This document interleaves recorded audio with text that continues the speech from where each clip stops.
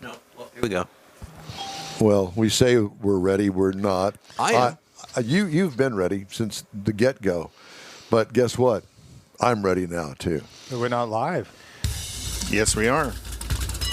We just went live. Yeah, and I need to turn up the volume. I knew I'd mess this up somehow. Want me to do it for you? I'll get it. Yeah, you do it, please. Well, welcome to the award-winning car talk show in wheel time. Not so award-winning this morning so far, anyway. Coming up, we're going to have lots of guests in the studio. No, not today, but we're going to have Ron Stein here in a couple of weeks. Woohoo! Good to have Ron back. Yes, yeah, we haven't had an in-studio guest in forever. Yeah, it's been over 2 years, actually. Yeah. Ron and I get our haircut at the same place. Do you? Yeah. Y'all run into each other? Yeah, occasionally. Does he have the same haircut style you do? No, they You charge, mean mowed right down the middle, smooth to the skin? Yes. they charge him a couple bucks more than they do me. Gotcha. Yeah, Ron he's got more than one hair to cut. There you go. We're also going to have our review of the Nissan Frontier, all brand new for this year. We got your weekly cruise-in calendar. Conrad has This Week in Auto History, and we'll have the stories making auto news headlines this week just ahead on today's live in-wheel time car show. Howdy, along with Mike out of this world, Mars, King Conrad DeLong. We need more Jeff Zekin. Yep. Doesn't everybody? I'm Don Armstrong. Glad you could join us today. Thanks so much. We really appreciate it. We have a little special mention that we want to do here right off the bat, and that is to our favorite fan, Mr. George Skelton. Yay, George. Yeah, and so George once again has emailed me this lovely letter. I haven't replied to the letter yet. I guess I'm going to kind of reply to it twice, once here and then once online. But he sent us another very nice gift basket that includes the Perini's mesquite smoked peppered beef tenderloin. Oh, and man. I know when we had that last year when he sent it, we had us a little. It was so good. I know. Somebody brought the rolls, and somebody yeah, brought. Kathy did. She wrote all that, yeah. Yeah, Or no, Conrad did. and then had the horseradish mustard and all the good stuff that goes along with The it. So accoutrements. yes, so it's scheduled to be delivered next week after next, and so we're looking forward to that. Thank you, George. We really Thank you. appreciate it. Again, thank you very much. Thank you very much, yeah. It's very nice. Okay. So we thought we'd start off with a story. We don't have a Zoom guest this hour, this half hour. But anyway, I thought we'd start off with this story. Here we go. Toyota Motor North America has fired back at a Michigan senator for suggesting an event attended by President Joe Biden in a General Motors plant in Detroit that the automaker, which employs about 2,000 people in Michigan, was not part of the home team because it is largely not unionized. This is Toyota. In an unsigned internal memo called Fast Facts, distributed Thursday to the Japanese automaker's 38,000 employees in the U.S. They employ 38,000 people in the United States. Via email and shared with Automotive News, Toyota said, Democratic U.S. Senator Debbie Stabenow directly attacked Toyota for fighting back on her discriminatory proposal. This was an unprecedented attack, including accusations that were false and hypocritical. Stabenow on Wednesday defended A Democrat senator, false and hypocritical? Stabenow on Wednesday defended a controversial $4,500 additional tax credit for consumers who purchase an EV made in a unionized U.S. plant. A proposal spearheaded by herself and Democratic Michigan Representative Dan Kildee and endorsed by Biden. I thought I had that. And we thought you did too. That's all right. You never do. I know. And I remind him every week. So, at any rate, this is really about the union in Michigan and Well, the union's got him elected. Her. Him meaning Biden. her. Well, Brandon. Brandon, yeah. Now you got me flustered. Yeah, they got Brandon elected, the big union groups. Well, yeah, but Stabenow she just wants to give back to the unions. This Right. isn't about what's smart for the country. This is about what gets me more money and me Well, reelected. Toyota, pull out of Michigan. Come to Texas. Well, They already did. I know. Pulled out of California and came to Texas. There you go. Tesla, everything. Well, I don't have anything against the unions. I don't care. I'm not a member of a union. Used to be. Pardon me? I used You to were? be. No, I never was. I never was either. As a matter of fact, there was a period of time in Houston, Texas, where after SAG tried to get people like myself enrolled in the union. And this is a right-to-work state. And there are Thank God. And there are a lot of advertising agencies that hired me to be a spokesperson for them, doing commercials and that sort of stuff. Right. That didn't pay union scale. Okay? Some of them did, some of them didn't. Whatever the case may be. Didn't matter to you. Didn't matter to me. I got paid, and that's all that really mattered to me. Yep. And I will tell you that there are some good qualities about being a signatory with after SAG.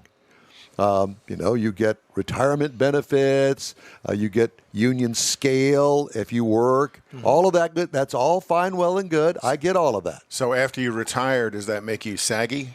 Yeah. Yeah. And so I decided, no, that wasn't for me, because there were other people like myself that had a lot of work, non-union work, and how was I going to compete with them if I was going to join a union? Because there were too many people in the state of Texas, and Houston in particular, that weren't in the union and didn't subscribe to all of that stuff. And so I thought, okay, not going to join. And as it turned out, a lot of other people apparently in the Houston, Texas area Didn't. They didn't either, and the union finally stopped trying. And I guess that there were a few people that they signed on, but they didn't get as much work as I did. Well- So I have nothing against them. I had a brother that worked for General Motors, but he was a teacher. So he wasn't a union member. He was, I guess, considered management or something. Contract. Salary, something to that. Yes, effect. he was salaried employee. Yeah, And, there was actually a point in time where the salaried people were trying to put together a salaried union force when I worked for General Motors. Yeah, that was just been but a while. it didn't get a whole lot of support Yeah. from the people. Yeah. And I think my own personal opinion is that I think that there was a time and place that the union brought employees Tremendous benefits. back in the day, Right. but I think their time has come and gone. And the corruption within the management of the union organizations. I mean, just recently they put another one in the penitentiary. Well, I want to say it's in 2020 and 2021, it's like 10 UAW senior executives have not only been convicted, but they're in jail. Yeah, You know, they're in the penitentiary. There's still some under indictment. When I got out of school and went to work for the phone company, I joined the union because that's just what you did. You know, it was the natural course of things. And that was part of the hire-on package. Do you want to join the union? Well, yeah, I guess. You know, I'll support the union. Well, what would have happened had you not joined the union? Nothing. Okay. In retrospect, and once I got in the union and I'd been there for several years, I kind of saw how it was run, and like you say, the corruption to me. But I mean, I was just looking at it on the union local level around me and the things that I saw. I'm not giving y'all no more money, so I backed out of the union. And Was there any repercussion because of that? there were some people made a few comments or something like that. You know, Who cares? yeah. And Yeah, we do that when we walk in the door. exactly. I mean, you know, and so I did it for that reason. And eventually I went into a salary position anyway. But and at then, just about the time I did that, they started taking out, everybody had to pay union dues that was hourly or a contracted employee. It wasn't longer an option. You just automatically got. Now, see, that's against the law now. You cannot take someone's money for dues if they're not In the union? Right, giving you permission and joining the union. That's against the law now. Well, to me, I'm okay I with think that. Don's right that the unions brought a tremendous amount of worker protection back in the 20s, 30s, and 40s, and it has turned into a political organization now. Right. And so this give me money, I'll give you money symbiotic relationship between the politicians and the unions is ever growing. So the unions give Stabenow millions of dollars. Stabenow gives the unions millions of dollars through her political and Lobbyists. The lobbyists. So it's all just money passing around between people, and they've kind of moved away from protecting the worker. Yeah, I remember one time we went on. There was the union was trying to do some things. There was a strike. We went out on strike for 10 days. Nothing real big. And then later on, and I'm talking about way later on when I wasn't in the union any longer, they decided they were going to have another strike. They were going to, by golly, we're going to show the company what we're going to do. Well, they called a strike on the weekend. Went out on strike at 5 o'clock on Friday, and the strike was over at 8 o'clock Sunday night. So nobody lost any money or anything like that, and it was just, and the company was so automated by that time that it actually saved the company money because they weren't paying salaries or paying fees or anything for that. Well, in today's world, especially with employers looking for employees, I can't imagine that somebody would shortchange you to hire me at the union. Yeah, and I just and then to see what Stabenow does is, we're going to carve out this government benefit only for union-produced vehicles.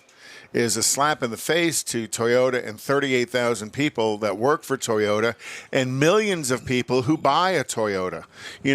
When you look at what Toyota has done, their Synergy drive system, the Prius, and how that has expanded through the line is by far the highest production hybrid system in the industry. And it has been for 10 years now, and very well engineered system. You don't hear these recalls of the Toyota Synergy drive system that you do of some of the others and some of the EVs that are out there.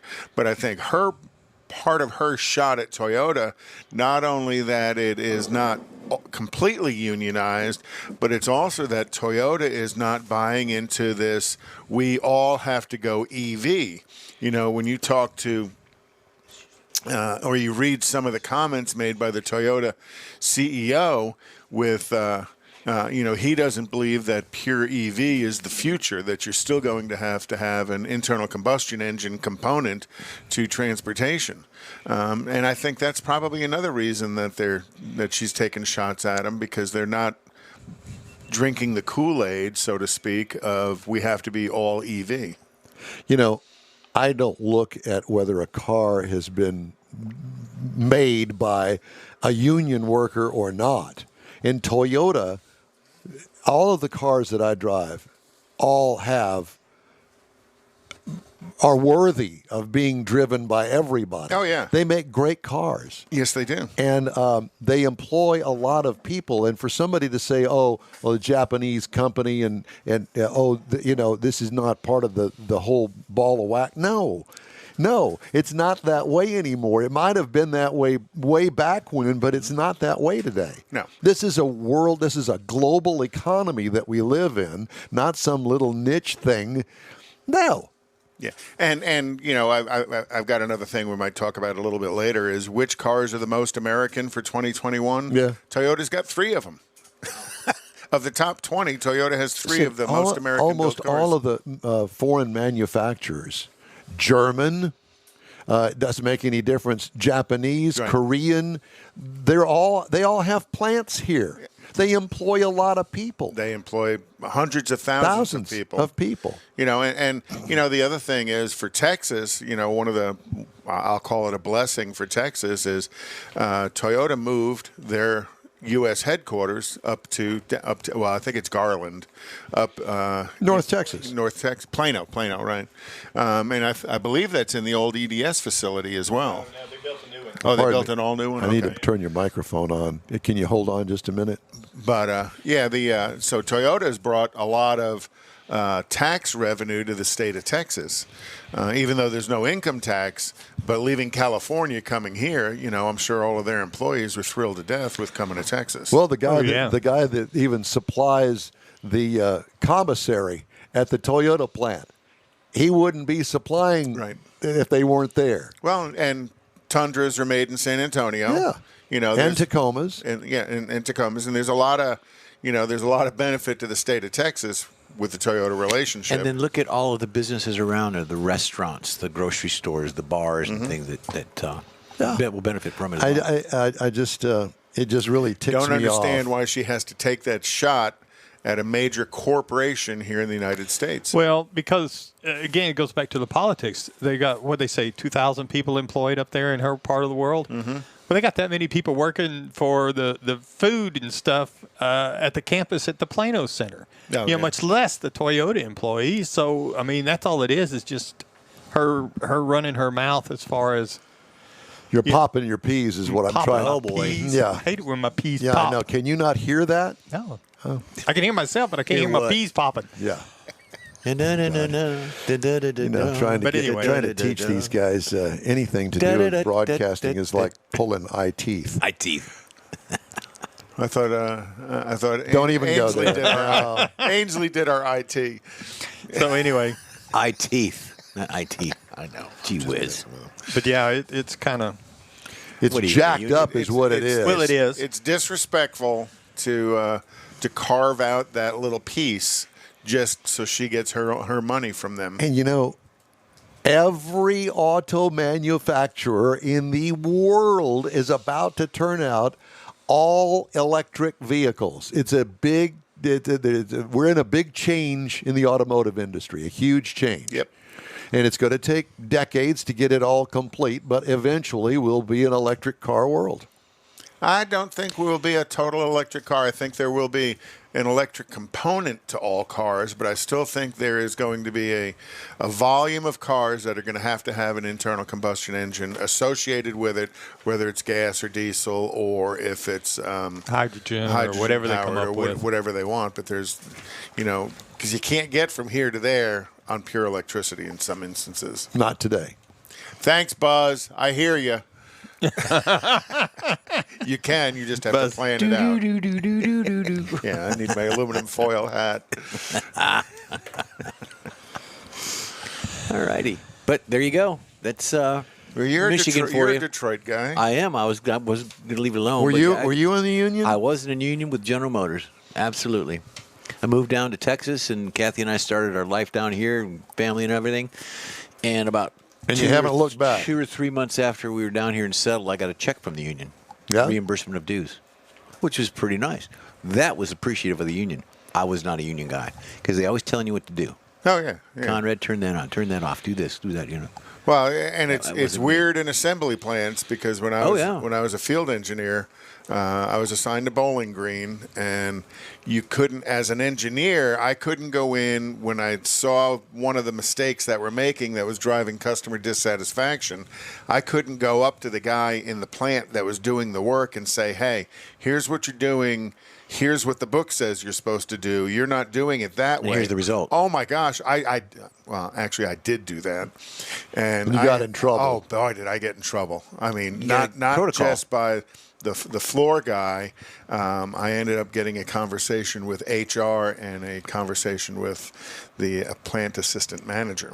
Well, You can't do that. I'm like, well, he's doing it wrong. He goes, you have to follow the protocols to get that And corrected. that protocol becomes more important than the end Abs- result of the protocol. And that's the Absolutely. problem.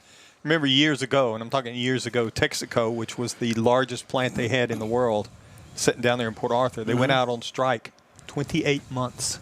Oh. People were losing houses and all kinds And of is things. Texaco there anymore? No. They but at the time, I mean, we It's a looked at it quickie and said mart. there was no way that those employees were going to get they couldn't give them a big enough raise to get 28 months worth of wages back. Right. And actually come out and say they were making money, but it was more important that the union do whatever it was doing than it was to take care of those employees. Even to the destruction of the employees. Yes. Yeah. Okay, so let's move Anyway. on and talk about the cruise-in calendar. Yay. It's that time of the morning, so let's talk about Well, cruise-ins. Tonight is Nifty 50's last event for the year. So up at Grogan's Mill in the Woodlands. Kima Car Meet is always 6 to 9 p.m. Also, Tomorrow is going to be the historic downtown Richmond car, bike, and rod show downtown Richmond. And then there is like I said, I printed this way too small. Well, let's. Do you need to look at the? Borrow my glasses, Conrad. I can read it from here without my glasses. You can read it from there. Oh, Eagle Eye over there. Car Culture is going to have their Pearland Town meet at 11200 Broadway. You want to get Pearland. this together, and then maybe we can come back to you. Exactly. And then tonight is the Cypress Houston Vintage Car Meet up on at the Twisty Treat on The Twisty Treat. Oh my God, I can relate to that. You are a twisty treat. I am a twisted treat. And then tomorrow is the ATB Team Bash at Avena. Is this a long series that you're doing here? Avena Stadium. At what stadium? Avena. I don't know. No, it's the stadium south of the Astrodome there. The stadium south of the Astrodome. Yeah, it's down. That'd down be near Beltway. NRG. No, That's what I thought. I thought that was the energy. Avena, Aviva. Oh, it's a soccer stadium. Yeah. No, that's the. This BM. It's on Kirby Drive. The BBVA. No. BBVA. That we're talking about. And then the cricket stadium or whatever they have down there. Cricket. Right. The car and truck meet at Greenwood Forest. Up off of Champion Forest Drive in Okay, 1960. well that's Can't enough read it for 'cause now. you can't Thank hold you it very still. much. All right, time now for this hour's car review. Please. And we have the 2022 Nissan Frontier. Available trim levels are the S, the SV, and the Pro 4X. It comes in king or crew cabs, 5 or 6 foot beds. And the reviewed trim level is the Pro 4X in the crew cab. This is a mid-size pickup truck.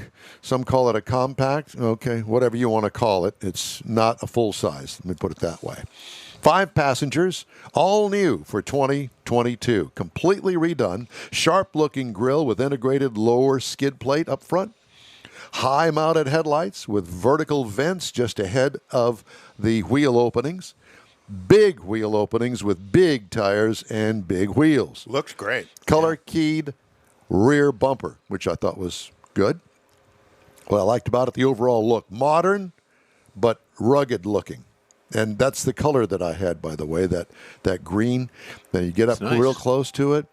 It looks like it's got little diamond flecks all in the Like a paint flake? job. Oh, that's These nice. paint jobs on these factory cars these days are Better and better and better. unbelievable. Yes.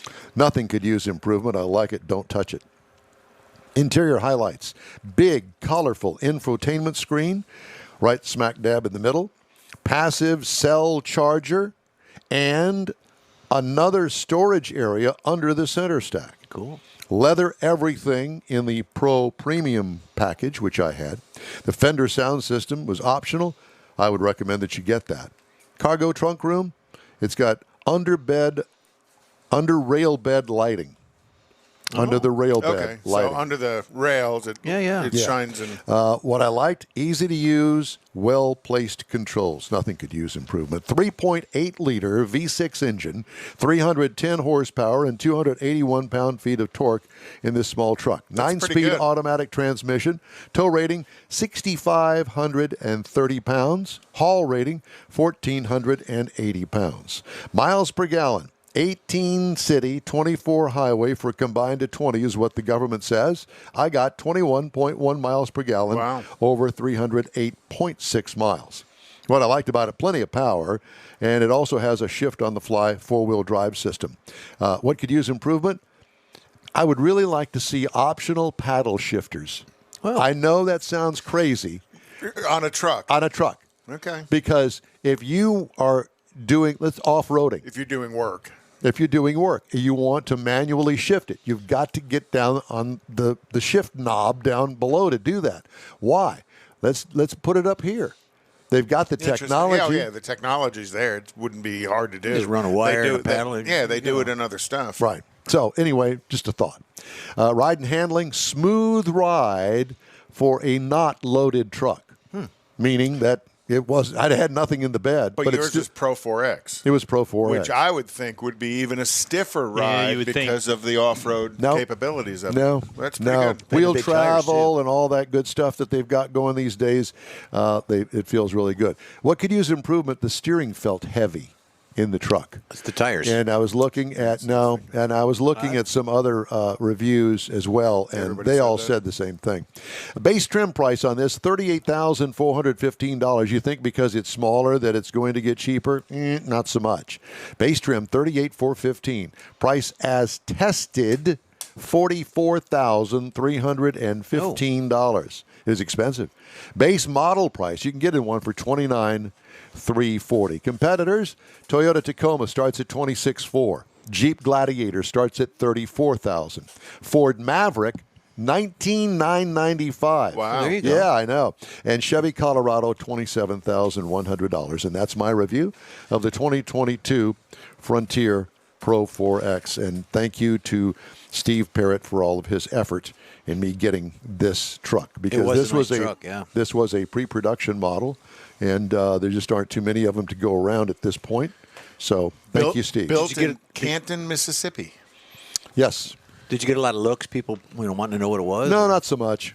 It wasn't one of those that just jumped out at you. Not like the Bronco or the Mach-E. It would have to be somebody that was in the market for that truck that would, hey man, that's the new Frontier. Yeah. You don't drive slow with the windows down in a Nissan dealership or anything, and yeah, I did kind of cruise the Nissan dealership. Kind of give them the prom. No, it was way. more along the lines like nanny boo boo. I got one and you don't. See, I would have done that. Would you? Yeah, I would have. Okay.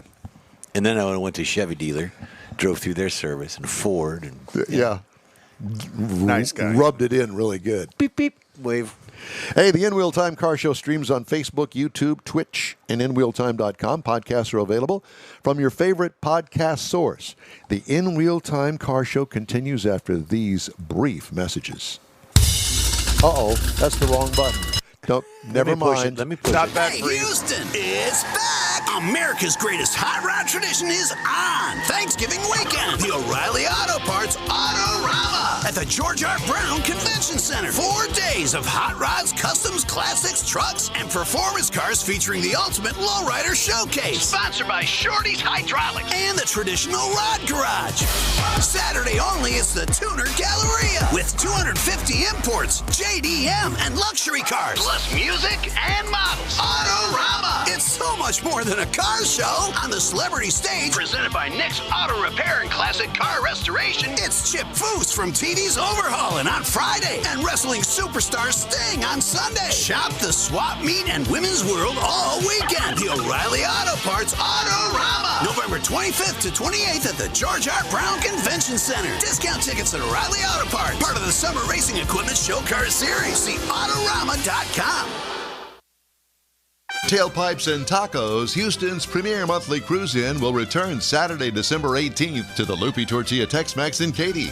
Tailpipes and Tacos wants to thank all of the participants and fans who've enjoyed the collector cars, hot rods, customs, originals, and resto mods, and everything in between. We'll be taking a break for Thanksgiving and Autorama, but we'll be back for a great Christmas cruise-in on December 18th, so make plans now. You know that Tailpipes and Tacos is the Houston area's coolest cruise-in, a place you'll see friends, family, and the finest cruise-in cars in the Houston area. It all happens at the Loopy Tortilla Tex-Mex in Katy on the Grand Parkway at Kingsland Boulevard, just south of I-10. Get your ride ready for a very special Christmas cruise-in, Loopy style. It's Tailpipes and Tacos, Saturday, December 18th. The In Wheel Time Car Talk Show will be there too. Let's celebrate the Christmas season together at the next Tailpipes and Tacos on December 18th. We'll see you then, weather permitting. Gulf Coast Auto Shield has moved to a more convenient location. Now you can visit John Gray and his staff of dedicated professionals at their new shop on the South Sam Houston Parkway between Belford and Airport in Southwest Houston. Gulf Coast Auto Shield is the best at paint correction and ceramic coatings. Clear bras and custom wraps are specialties that only Gulf Coast Auto Shield installs with award-winning accuracy, and all their services come with a warranty. Lamborghini, Aston Martin, Porsche, and Ferrari owners depend on Gulf Coast Auto Shield for their specialty services, and you should too. The in-wheel time Corvette and Cutlass have both been massaged by Gulf Coast Auto Shield, so isn't it time your vehicle visit their new shop in Southwest Houston? Call John Gray today at 832-930-5655 or visit online at gcautoshield.com. That's gcautoshield.com. Paint, coatings, wraps, and more at gcautoshield.com. I knew that there was a place for me to play that music, and there it was. Celebrating 10 years of award-winning car talk, this is the In-Wheel Time Car Show, your weekly go-to, all things automotive place. Coming up, we got this week's events calendar. Conrad has his week in auto history. Not his week, but the week in auto history. The week? Conrad has this week in auto history. Okay. We're going to get you updated on the stories making car news this week as well. Howdy, along with Mike out of This World Mars. We need more Jeff Zekin. And King Conrad DeLong, I'm Don Armstrong. So glad you could join us on this Saturday. And You want me to get that? I'll get that. get that, would you? You don't mind? Mm-hmm. So we were going to have a guest on. Yeah, He's here. We're working on it hard, boss. Okay. Because we're going to talk about smart roads. Cool. And believe me, today they're pretty dumb. Ooh. Roads? Roads. Well, yeah, it's just asphalt and concrete. Uh-huh. Dirt.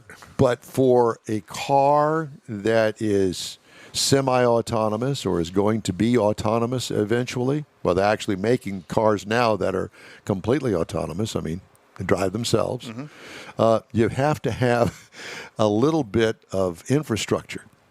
You know? A whole lot. A whole lot. A whole lot more than most people would think. So, Well, we'll talk to him about it, but that infrastructure is the cars talking to the cars around them, and the cars talking to the road as well. let's just find out about it. And his name is Jamie Sullivan. He's vice president of a company called Dirk and Smart Roads Technology. Jamie, good morning. Good morning, guys. How are you? Very well, thank you. We appreciate you taking the time to join us. And so tell me, first of all, Jamie, what is Dirk? So Dirk is a software solution that basically provides the messaging between, infrastructure and vehicle or infrastructure and pedestrian to notify of entities of a potential collision, right? So, if you got a newer car, there's onboard sensors that tell you what lane to be in and when to stop and those kinds of things. To get to, the highest level of autonomy, you really have to have vehicles talking to pedestrians and infrastructure, and that's where Dirk comes in. We're the software that does that. Does Dirk stand for something? No, it's just it's one of those four-letter terms that is unique and it's not used anywhere else. So it's just it's easy to remember from a website perspective. That's really it. Dirk. So you said that the infrastructure needs to talk to the pedestrians as well. Correct. Pedestrians and vehicles, really. So they call this vehicle to everything, right? So once you have those lines of communication going between, right now it's vehicle sensing what's going on in front of it. Right. But vehicles can't see around other vehicles, can't see around corners, can't predict pedestrians jumping out into the middle of the road, somebody chasing a kid down or something like that. Dirk does that, and that's kind of the glue that's really going to take us beyond these headlines where autonomous vehicles are still hitting people and having fatalities and those kinds of things. The other thing that Dirk does is the analytics perspective. So, understanding existing infrastructure to determine whether roads are safe for just normal, everyday travel, but also whether they're prepared for this next step to make that leap to connected vehicle, autonomous vehicle. So as you're talking about the system communicating with the pedestrian, does that mean that the pedestrian will have to have some kind of a device on them, even if it's just their phone that integrates into the system, but so that you're going to be able to see the movement and the motion of the pedestrian, or is it going to be a specific piece? Well, today it's really going to be more of a kind of a warning system, really, for pedestrians, right? So it's going to have to be, just kind of an awareness kind of thing for pedestrians that, hey, there's traffic moving in and about here. People more and more so are spending too much time staring at their phones and, while they're walking down the street, et cetera, and walking into things and whatnot. So, just those kinds of things where we can predict and sense that somebody is going to, make a mistake, that there's some type of a warning system.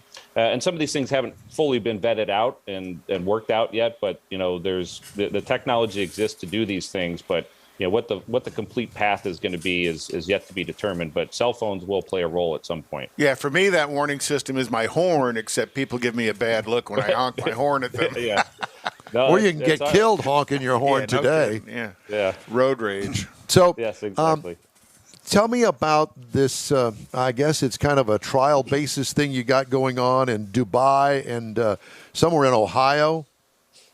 Yeah. So we've got a number of deployments going with auto manufacturers as well as shuttle manufacturers to really if you've ever been on an autonomous shuttle, they don't go very fast, which is a complaint of riders, and two, if they do have to make emergency stops, even only going a few miles an hour, they can still throw you around quite a bit. But what we're doing in Dubai is a project where we're using the infrastructure to communicate with the shuttle to warn it of potential collisions or obstructions in the road or pedestrians stepping off the curb, so that the shuttle comes to a more gradual stop, right? So it doesn't jerk and throw people around. The other thing it'll enable the shuttle to do is to move faster, and that's a big complaint. There's a lot of people that have deployed shuttles that are not happy with them because, one, they don't go very fast, and two, they essentially have to close down a whole lane of traffic for wherever the shuttle's going because they don't want anybody else interfering with the shuttle, and that's not efficient. We're not going to get very far if we're closing down lanes of traffic for kind of one-off technologies that really nobody's using. Which compounds the problem of traffic when you take a lane away. Jamie, let me ask you, in these autonomous vehicles, do people stand up or do they sit down? Both. So, I mean, depending on the shuttle, what the the accommodations are, and that I think they're more and more telling people that they should probably sit. But very often, if it's what they're doing is where they're using a lot of these shuttles is to get to like last mile to a rapid transit, some type of a train or public transportation, right? So sometimes they can get overcrowded, and there'll be people standing, right? So if there are they've got to be accommodating to that, and sometimes they're not, and people can get thrown around, right? But there's enough infrastructure out there where there's sensors that can determine what's going on, that we can predict a lot of these potential collisions and really make the shuttles run better. And would Dirk integrate with, you're talking about existing infrastructure, the camera systems that we see in so many of these metropolitan areas that can, it can see people in the cameras. Now, would Dirk gather that data as well for traffic? Yes, that's primarily our source of data. We take those raw camera feeds that are being used for surveillance or detection or just what have you, and what we see in the camera is how we detect and predict and what's going to happen, right? And we do that real time with some edge computing capabilities. And so those cameras are great because that's essentially the best source of the data that we need to actually make these things happen. We can use radar and thermal cameras and some other things. LiDAR is coming onto the scene. LiDAR is more what you have in your vehicle, but and some of these things are expensive. But cameras are one, relatively inexpensive. Two, they're everywhere, right? So for the time being, cameras are probably the best source of that data. And so essentially we can use those existing cameras or new cameras, and we don't we're pretty good with whatever the feed is. And would Dirk also integrate with the traffic control systems, the red light, green light stuff, to kind of help manage flow, not just the autonomous vehicle flow, but the general flow? Yeah, so what you're going to see here in the next, probably in 2022, is a lot of pilots and projects kicking off where we're actually communicating with the controller, and we're predicting somebody's going to run a red light, and we're going to tell the controller hey, do something, either turn all phases red or extend the green, for that, idiot that's going to run the red light, and, and really make it a safer intersection, right? So we're interfacing with the controller to provide the controller some intelligence to make better decisions, right? Because everybody thinks, if you pull up to an intersection and it detects that you're there, that's a really smart system. Well, it is in a sense, but it's really not, right? Because all it can do is detect that there's a vehicle there, and it goes through a timer to start the switch and get you a green arrow faster. But that's really all it's doing. So what we're gonna do is provide some added intelligence to let the controllers to make decisions whether if there's still a pedestrian in the crosswalk and the phase turns green, that's not a good thing, right? So we got to clear the crosswalks. You got to get the red light runners out of the way and those kinds of things. And that's a lot of what you're going to see in the next 12 months. What is the purpose in you guys spreading out all over the world? Dubai, Ohio, Vienna, Austria. Why so many different locations to test all this? Well, so there's, here in the U.S., there's probably only about a dozen or so states that are being aggressive and wanted to take care of this. So they, the state governors will declare that they're open for business for connected and autonomous pilots, practices, deployments. Not every state is embracing of the technology. There's a number of states that are going to wait. Europe is a little bit farther ahead, and some other parts of the world. Dubai is a tourism mecca, right? So they want to have these types of unique things there to attract people to come. But the places that are more progressive in terms of using the technology to solve problems, those are the areas where naturally they're going to try this technology out. And we have to take those steps to get through the iterations to get to a finished product, right? So what we're doing is great today, but there's so much more we can do once some newer technology and more infrastructure is out there. Well, I would think that Las Vegas would be a perfect place to test this stuff out. Have you worked with them in the past at all, or do you have any plans to go out there and work on your software solutions there? Yeah, so we've done some pilots in the Las Vegas region, and we're deploying actually. There's a company, Motional, that's a joint venture between Aptiv and Hyundai. That's deploying autonomous vehicles in the Vegas region, and we've deployed a couple of intersections where they're relying on onboard sensors, but now by using the infrastructure, it's a redundant safety system, right? So we can kind of they can validate what they're seeing from the vehicle side to what we're seeing from the infrastructure side. So it's just that extra added safety system, so that an autonomous vehicle doesn't blow through a red light or be confused by the moon, right? As to whether that's a stoplight, as you saw some of those things in the news, and so forth. So, so there's some things we're doing in Vegas and hopefully a lot more, and certainly some other locations as well. Is there a human element involved in this vehicle? Is there someone there to push the stop button in case it needs to be pushed? Yeah, so there's always right now some type of a human element that they can view the onboard camera systems and that to make sure everything's operating as normal. Yeah, so there's always right now there's a fail-safe switch for from the vehicle side, right?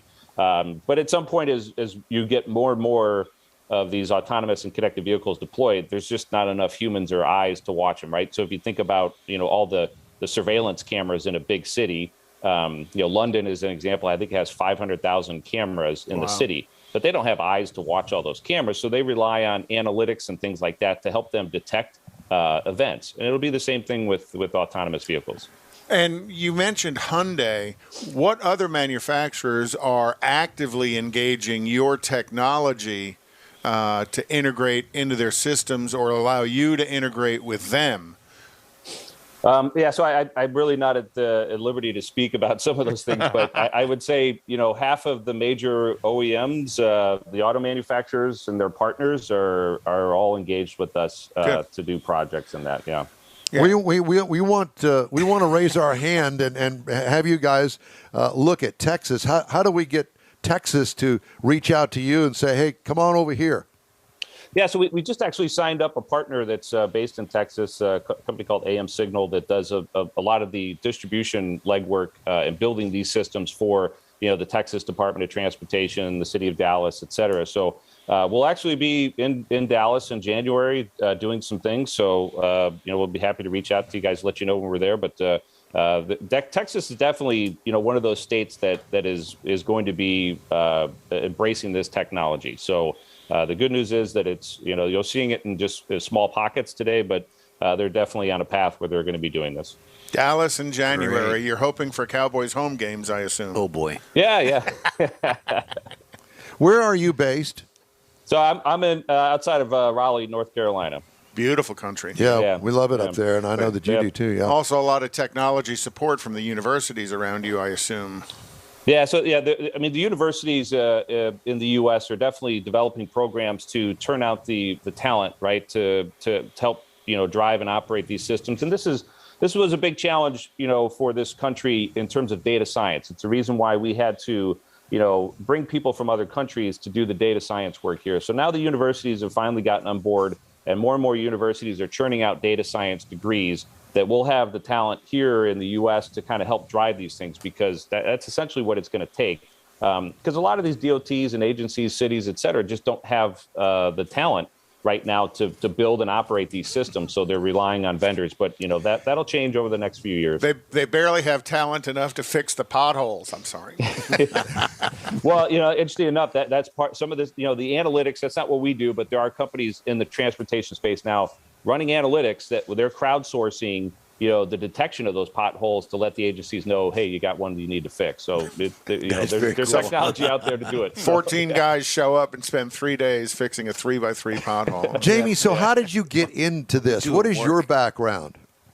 So I've spent 20 plus years in government technology, big companies, AT&T, GE, Motorola, being the guy that kind of drives some of the startups within big corporations, new technologies, bleeding edge kinds of stuff. My background is a sales background, but I've got an MBA with a focus on information systems. So I'm just smart enough to be dangerous, is really what it comes down to. So, I got married up with Dirk a few years ago, and it's been, coming from working in big companies, it's very refreshing to work in a startup, because you just have so much more control of what you're doing, as opposed to being driven by a large, corporation culture and those kinds of things. The politics of corporate, the politics. Yeah, politics, but also it's you see it's a challenge, because we work with big companies, and you see how they struggle with innovation, because there's so much process that goes into before they can make a decision, that it's very hard for them to be on the bleeding edge. Well, I was going to say, this is cutting edge stuff, especially when it comes to autonomous vehicles, and what a great job you have. We're all envious. We want to be on the cutting edge too. So we hope that we can partner up with you and continue on our relationship with you, so you can keep us up to date on what's coming up with autonomous. Absolutely, guys. I always enjoy the visit, and talk to you guys anytime, and we'll let you know when we're in Dallas. Jamie, thanks so much. You. We appreciate you. Beautiful. Thanks, guys. Have a great day. You too. Interesting. That's pretty cool to be able to talk to people who are seeing the future and developing the future today. I know. Yeah. And he's a relatively young man. Mm-hmm. And everybody is. Oh, Mike is on a roll today. Oh, my goodness. Okay. Well, let's Goodbye, see. Mike. You had to be here before There's the show. the button for Mike. Now he's no longer on the Mike air with was us. snapping them off one year at a time. And as they're rolling this into more and more cities, it was interesting to hear him say they're coming to Dallas, because I know there's some other, and it might not be Dirk, but there's some other programs that are operating in Austin. And I don't know, my head would have thought Austin would have been a great location for it, because of center of government, technology opportunities in Austin and stuff. Tesla, and all of that integration there. But I guess Dallas works as well, considering Toyota's in Dallas. Well, not only that, but it goes into, they use so much of the existing technology and infrastructure with the cameras and things like that. They're not going in and stringing new lines and stringing new cameras. I mean, that would it's not cost effective. No. So they've got to use what's there. So Well, here's the other thing too. To that point is that Dallas has always kicked Houston's butt when it comes to public transportation. And look at their train system. True. And look at our train system that goes nowhere. So I wonder. Also, there's. I wonder if they could send themselves their own red light ticket on the autonomous vehicle. Hey, my autonomous vehicle ran and a then red protest the ticket. But Dallas is That's right. That's right. where you said Plano. Did you say Plano or North Dallas? That is sort of like the Silicon Valley of Texas. Up in that It's area. becoming that way. Oh, yes. But I think that they're going to have a big fight on their hands when it comes to Austin because Austin is where the big companies are moving to also. Well, you got to remember, Well, it Plano is. is where EDS was Right. structured. Was, Well, but doesn't exist anymore. There was a lot of General Motors offshoots up there in that area too. Yeah, Ross. there's a lot of stuff up there, but I mean, everybody, like you say, looks at Austin because of the government aspects of it. But Austin's infrastructure still sucks. I mean, after all these Oh, years, absolutely. The worst roads in the entire state. Exactly. I They mean, have. There's no organization to how the road Well, it passes just- through the city either. it just grew so fast, that they couldn't keep up, and they were just trying to make do. I mean, and they didn't do a very good job of it. Yeah, they made doo-doo is what they did because Somebody's that's gonna get the their- most confusing city. And they're going to get their feelings hurt when they start changing it. All right, let's switch gears and do This Week in Auto History. All right. Shall we? Are you ready? Get little print or big print? Do you have big print on this? Yeah, and I have big print okay, on this, beautiful. large font. Okay, that's all yours. Now, this first one I have a personal interest in because Must be an Oldsmobile. my grandfather was a surveyor for the city of New York. And the Holland Tunnel, which was the under the Hudson River tunnel between New York and Jersey City, Jersey, officially opened this week in 1927. The double-tubed underwater tunnel, the first of its kind in the United States, was built to accommodate nearly 2,000 vehicles per hour. It's kind of small. It's a little hole they got Well, there. that's one of the tunnels that they had built. Okay. And my grandfather was a surveyor. He was surveying coming in from the Jersey side, coming into the New York side, and they actually met. I was gonna under say the. that they did- they they- did. well, they met, and he said when they met together, they were within the width of a dime. Nice. They're pretty high That tech is stuff. One of the cool things about this is you got to think that 1.5 mile long tunnel underneath the river. How do you exchange the air with so many cars going through it? And they developed a ventilation system that will change the air in the tunnel 30 times an hour, pushing 3 million cubic feet of air per minute. Did they have parakeets down there? Please continue on. In 1940, Willys Overland completes the original Jeep prototype for the U.S. Army. And you got to remember that first, What year was that? 1940 was Okay. when the first prototype was completed. And then it was built by both Willys, it was built by Ford, also built a version of this, and Bantam built a version of this. It was all the same truck. And over the period of World War II, they built over 600,000 of these Jeeps. And there's only a handful that are still existing. Wow. Yeah, I think there's a lot more than a handful, but yeah, a lot of them were just destroyed in the war. Very utilitarian with all of this. And it's 4-wheel drive. It was pretty advanced for its day. In 1945, Tony Hallman purchased the Indianapolis Motor Speedway from Eddie Rickenbacker, the Air Force. Really? The Ace. The Air Force Ace. I did not so know it. Eddie Rickenbacker owned Indianapolis 500, the Indianapolis Motor Speedway, and Holman bought it for $750,000 in 1945. The Speedway was in deplorable condition because since 1941 it hadn't been used because of World War II. Rickenbacker was considering tearing the facility down and just selling the land, and Holman jumped in and look at what it is Saved today. it. What did Penske pay for it? Yeah, no, I don't. I don't know. In 1965, this week, brothers Bill and Bob Summers set the world land speed record at 409 miles an hour in the Goldenrod. Now, this is a wheel-driven land speed car that actually had a Hemi in it. It was Hemi powered, and the Summers brothers thought that using jet engines was cheating. So Gabelich, Arfons, Breedlove, they thought those guys were all cheating using jet engines. They thought real speed record cars had to be wheel-driven vehicles. And then in 1977, at the Mahwah plant in New York, workers completed the 100 millionth Ford built in the United States. It was a 1978 Ford Fairmont four-door. There was no picture on that. There was, but okay, no big deal. And then also in 1998, I know there's no picture for this, 1998 is when Daimler-Benz completed its merger with Chrysler to form Daimler Chrysler. And then it became, and then it was Cerebus, and now it's FCA, and no, it was SCA. Now it's Stellantis. So it's kind of gone through iterations. Well, and that's this week in automotive history. All right, thank you, sir. Time now for some of the stories making auto news headlines, and we always like to start off with the recalls, and this is always entertaining. The Volkswagen ID4 missing a drive bushing may cause steering loss. Uh-oh. Not good.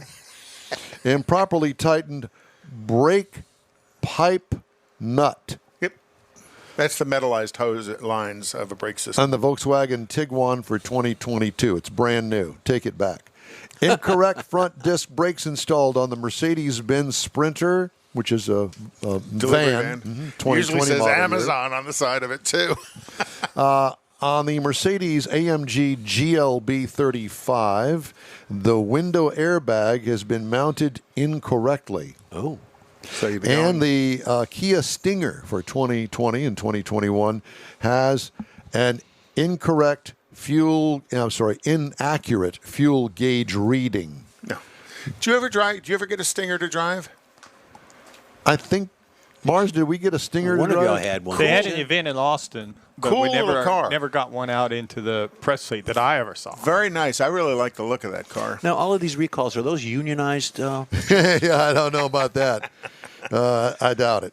So you heard General Motors reopened the Hamtramck plant and called it Factory Zero, which is where Biden went this week with all the Stabeno's thing.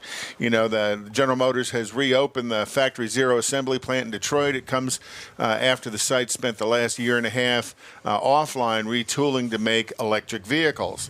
Previously known as Pole Town because it's in the Polish territory. In the Polish territory of Detroit. GM announced its plans to close it completely in 2018, and the facility was ultimately saved through collective bargaining with the UAW. And General Motors is going to temporarily stop offering heated seats, one of the most popular options among vehicle buyers in many of its crossovers and all but the top-end trims of its full-size pickups starting next week.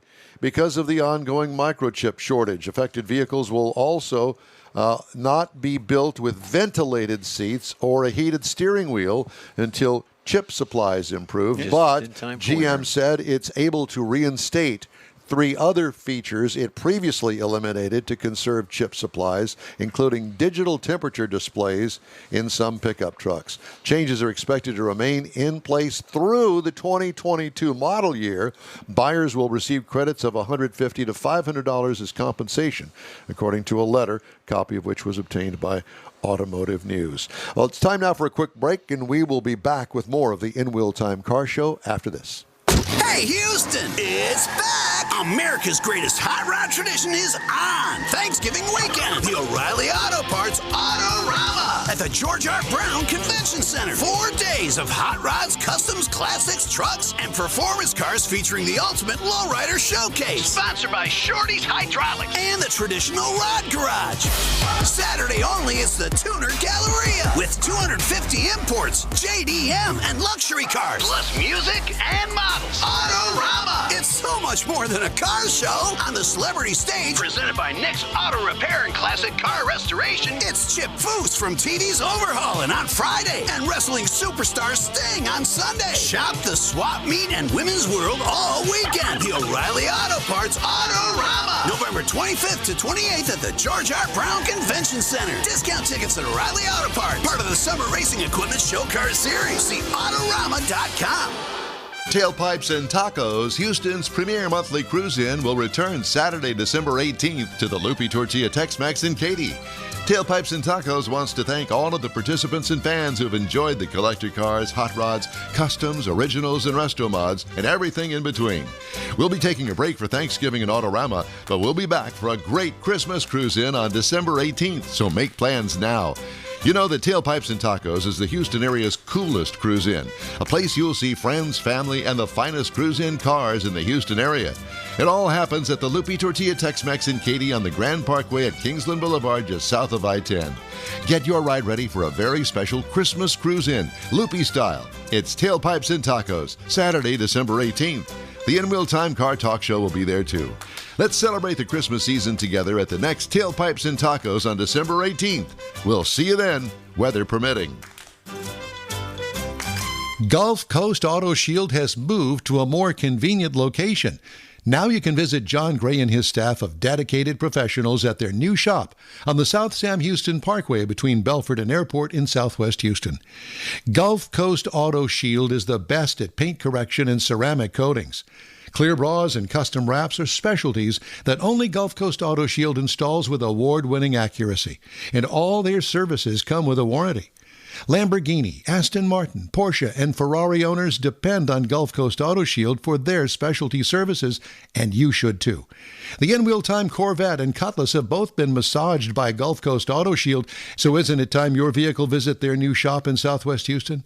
Call John Gray today at 832-930-5655 or visit online at gcautoshield.com. That's gcautoshield.com. Paint, coatings, wraps, and more at gcautoshield.com. Celebrating 10 years of award-winning car talk, it's the In-Wheel Time Car Show. Coming up, we need more Jeff reviews, our used vehicle of the week. Yep. An explosive interview. Ford's Hot topic. Pinto. It's very hot topic. Good luck in trying to find one. They've all burned up somewhere. Well, Conrad has the racing calendar, and the car clinic will also have the stories making automotive news headlines this week. That and more just ahead in this hour of the In-Wheel Time Car Show. Howdy, along with Mike Out of This World Mars down there, and King Conrad DeLong. The boys in the white shirts on today.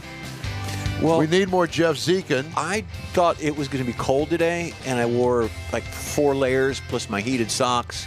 I got gloves and a stocking cap in the car, and I left the house. It was like 70 degrees. So Well, I overdressed. In Detroit, that's midsummer. Yeah, really. But we're not there, are we? Thank God. Okay. Howdy, I'm Don Armstrong. Glad you could join us. Nobody else wants to be. on this Saturday. Except I wouldn't mind being you. I'd like to fly around in that helicopter every now and then. So what are you wearing today? What's your I ensemble? flew 8 hours yesterday. Did you really? Can you imagine? You know, it doesn't take that long to fly from Hawaii to L.A. I spent 8 hours in the back of a helicopter. I couldn't do that because I can't go that long without peeing. Well, we did have to stop for gas a few times, needless to say. So does he. But you're kind of cramped in the back, aren't you? Like, have you ever sat in the back of a Ford Mustang or a Chevy Camaro? Yeah, a long time ago. Well, it's like that. Yeah, I'm shoved back in there. So I what kind of were you fold up to flying get over? in there. Just news, Nothing stuff. special? No, stuff going on.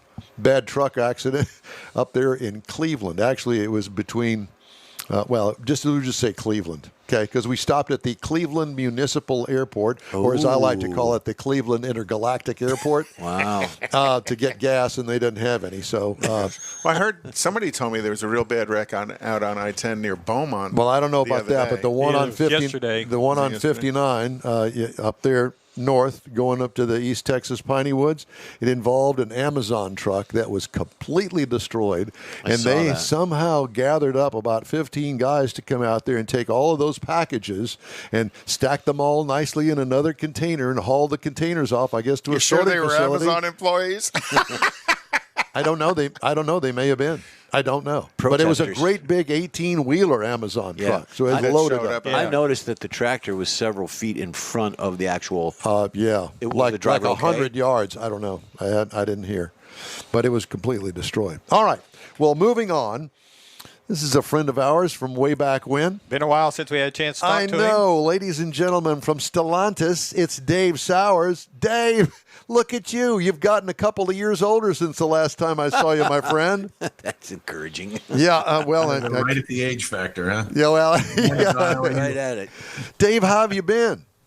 I'm doing awesome. I appreciate the opportunity to come on and talk to you guys today. Well, it's good to see you again. And so, Dave, since I've lost touch with you, I understand that you're in the commercial vehicle side these days. That's correct. I work for Ram Commercial Vehicles. In fact, I head up Ram Commercial Vehicles for our brand. And those very specifically would be Ram ProMaster City, all of our Ram chassis cabs up through 5,500. And, of course, we do sell our pickups to commercial customers, too. I sure do see. I remember the day that, as a matter of fact, Mars, I think that you were with us when they introduced the Ram ProMaster. And we all went up there to Auburn Hills and got the full skinny on those vehicles. And we were all so impressed just by the whole vehicle itself and the fact that front-wheel drive, load floor was real low on it. The doors swung all the way open. There were so many unique features. That was many years ago. And I have to tell you, since then, you see those everywhere, those ProMasters everywhere.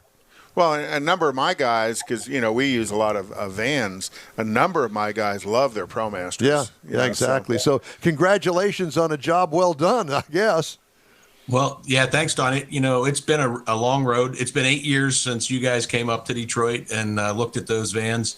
And nobody knew what a Ram ProMaster was back then, but a lot of people do now.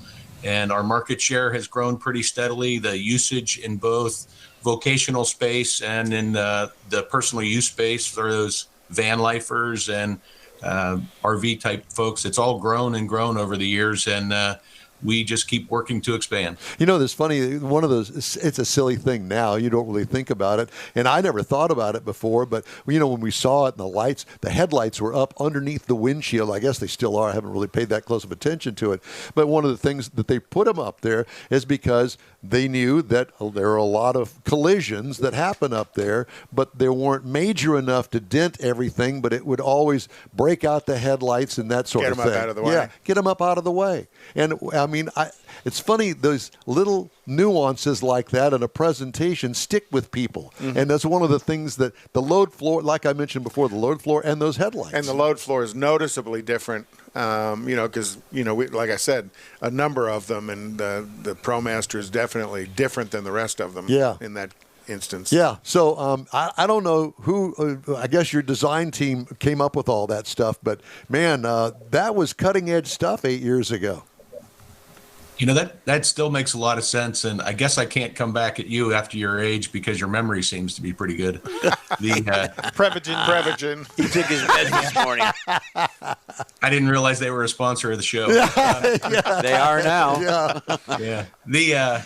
You're exactly right. We did design it so the headlights were up out of that impact zone. 80% of these vans are used by commercial businesses, and if you bang into the edge of a loading dock or into a safety pole and you dent the bumper, you can still finish your shift. If you break your headlight out, you can't really operate it. You got to go back to the shop, and that ruins a whole shift for the business. So it's a good observation, Don, and that's something that remains true today. So tell us more about the commercial side, which I really don't know that much about, but clearly it is a huge portion of Ram, and the fact that you guys do it differently there. I believe, are the engines still made in Italy? In this case, no. For ProMaster, they're all made in the U.S. Okay. And what offers do you have with the engine and the drivetrain? There's a single powertrain offering for ProMaster. That's our Pentastar V6, a 3.6 liter. In this case, for the 22 model year ProMaster, which has been significantly revised, we get the Pentastar upgrade, which doesn't increase the output. It's an unsurpassed horsepower of 276 and a torque number of 250. But what does change is that it becomes much more efficient. It becomes much more green, and it's actually better performing because the torque comes in at a lower RPM than previously. And I guess the biggest change for 22 from a powertrain perspective is we're going from a 6-speed transmission to a 9-speed. As a matter of fact, a much more efficient 9-speed transmission. And that Pentastar V6 is a proven power plant. It's used across the board on plenty of the vehicles in the portfolio at Stellantis, and it's been around long enough to be very very, very dependable. Yeah, we use it in a number of different applications, and the one that's probably most familiar is we use it in the Ram 1500 as the base engine offering paired with a rear-wheel drive 8-speed. So in this case, it's a front-wheel drive 9-speed. So it has been used. It's accumulated millions of miles of testing on our side, and many more millions of customer miles out in the autosphere. Okay, so I've got to ask you this. This is going to be crazy. Do you have any in the press fleet? Oh, Don, you guys are always looking for a free ride somewhere. He knows you well. Make it 4. Make it 4. Yeah. Somebody must be moving their kid to college or something. That's where we get those requests for the full-size vans. Yeah, well, I fall and stuff a lot. Yeah, actually, they're just so unusual, and we rarely get anything like that. And I actually like doing them and reviewing them because there's so many nuances about these vans that most people don't know. Yeah, it takes a lot to understand all the unique design features that have gone into it. Many hours and frankly years and iterations go into the cargo area and making it an efficient place to work. You mentioned the doors that fold out 260 degrees to the side to make it easy to get in the back and out and be able to back up to loading docks or to a doorway to load the rear. And ProMaster has some unique things that you would appreciate if you had a chance to drive it, in that the low step-in height because of front-wheel drive. Right. It also has the tallest standard cargo height at 5 feet 6 inches, with our second roof height coming in at 6 feet 4. So, Don, you could even stand up in the back. Yeah, I know you're sitting down now, but I remember you as a tall guy, so you could stand up there in the back. And ProMaster is unique in how wide it is inside, 75 inches wide in the cargo area, which, that's just cubic feet to the commercial guy, but to that personal use customer, that van lifer I mentioned, that's a full-size bed side to side. No other van can do that. Oh, wow. So ProMaster's become very popular with that van life set as that's one of the reasons. And, you experience that when you get a chance to load it or use it. And in that case, those customers actually building their sometimes home in there. Well, speaking of which, I also remember, not in great detail, but I do remember that there's some unique things on the inside of it that makes it easy for aftermarket folks and those that, customize the inside of it for whatever reason, that connection points to the actual additional outlets, power sources. That and the way that you connect interior panels to it. I mean, there was a lot of thought. It's like a Swiss Army knife. Yeah, and we like to say in the commercial side and in the van business, there's as many uses for this vehicle as there are customers who buy it. Everyone is unique. They all have something unique about how they want to use the vehicle. And so we've got to provide the options for them to be able to do that. And we provide a number of things in addition to those physical space items I mentioned. It's how you attach things. We've got pre-drilled holes on the side reinforcements to mount things.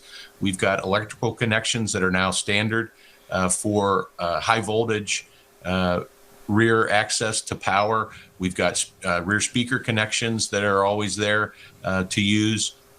And we have an interface connector that allows you to tap into some of the vehicle functions, and you're not splicing wires or risking quality problems later. So in other words, back in my day, we used to call them hippie vans. I know that you're too young of a guy to remember that. Yep. But, we always wound up with, some hand-me-down. And my good friend that had this particular van, hey, man, we're going to fix up the van. We're going to put some shag carpet on the side. That was Jensen me. Coax. That was me. I had that. Did you have that? Yes. So I'm thinking, now in today's world with financing available, I could get me a brand new one to put my lawn chairs in the back. Well, I did propose that we institute a teardrop window and shag carpeting. Yes. And a mural. Yeah, get with one of the upfitters and say, we can upfit it just like this. I had a buddy of mine that had a horse and a stallion mural on the side. It was yellow and orange and green. It was gorgeously ugly. Yeah. Well, tell us also about your retailers, because your commercial retailers are over and above just the typical Ram store as well, correct? Yeah, that's right. It's a big country. There's a lot of customers out there to serve, and we have 2,400 Ram dealers across the country. But we've selected 1,200, about half of our dealers that are closest to most of our customers. There's in urban areas where it's more dense, we have more customers. And we have those 1,200 business link dealers who are focused on being able to serve commercial customers. And we make sure that they have the service facilities to work on these vehicles. They are quite large. They're quite tall. So you have to have a repair shop to get them inside. And sometimes if there's a plumbing van that comes in, it might weigh 9,000 pounds when it comes into the shop. You have to be able to lift that and work on it as well. So we make sure the dealers are well prepared to take care of the customer in the showroom, to be able to job rate their vehicle so that they're getting a vehicle that works for their job, and then to be able to repair it if something happens down the road. Well, and one of the things I notice about your Business Link customers from my day job is they have a commitment to the customer that buys that Ram commercial vehicle to turn the vehicle out of service super fast, which to your commercial customers, their vehicle makes them money. So if it's spending any time in the shop for maintenance or repair, that's losing money. And I know your Business Link service dealers really commit to getting the vehicle back to them. So that upper level of customer service is pretty important to your commercial customers. Yeah, that's a really good point. And I'll bring it back to a conversation you guys were having before I came on the air, and that's around chip shortages. And, with the shortage of vehicles in the marketplace today, it's more important for businesses to keep the ones that they have in their fleet up and running. You can't go out and get a replacement vehicle very easily, and there's not extra ones hanging around. So we got to be able to keep the ones that are there on the road. And that is a tenet of our Business Link program with our dealers, is that we will service that commercial customer first. Right. I can always take a personal use customer who's got a sedan or a minivan and give them a loaner vehicle that meets all their needs. But if that plumber I mentioned comes in with 9,000 pounds worth of tools, it's not easy for him to take another vehicle and go work on the work site or in someone's home. So we need to get his van with his equipment fixed as soon as possible. Well, I will tell you that I was thoroughly impressed with the Ram ProMaster, although I haven't had one out of the press fleet yet. And we'll work on it. Please do. That was my next question was going to be, and I know that you can't comment on future product, but I assume with this relook at all of the design elements of the ProMaster that electrical has got to be something in the near future. Have you announced anything when it comes to electrification? We have, and we had a press release and more information that came out in August of last year. And, with everything that's going on with COVID, we didn't have you guys back into Detroit. We didn't invite a bunch of press in again, just due to, that the pandemic situation and trying to be responsible. But when we sent that information out about 22, we did include a little bit of a hint in regarding our electrification in the future.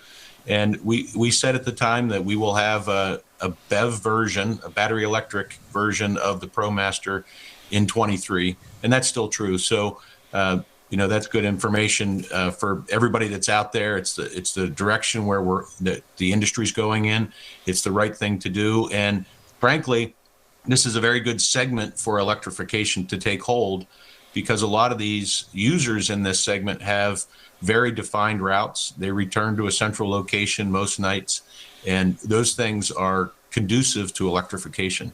So we think we'll be able to, both on the large fleet side and on the small business side, make some inroads with electrification.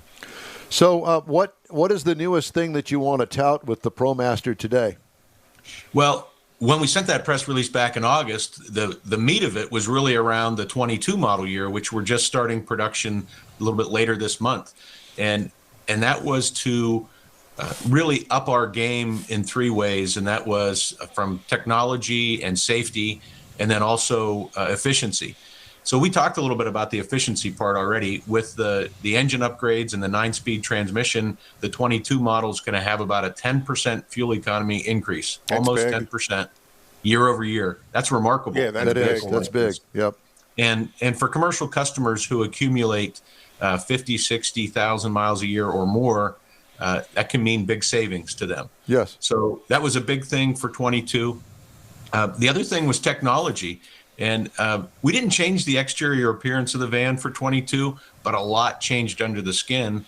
And we got a whole new electrical architecture, which will help us support all the safety features that we're bringing in, all the technology we're bringing in, and eventually we'll support that battery electric vehicle as well. Right.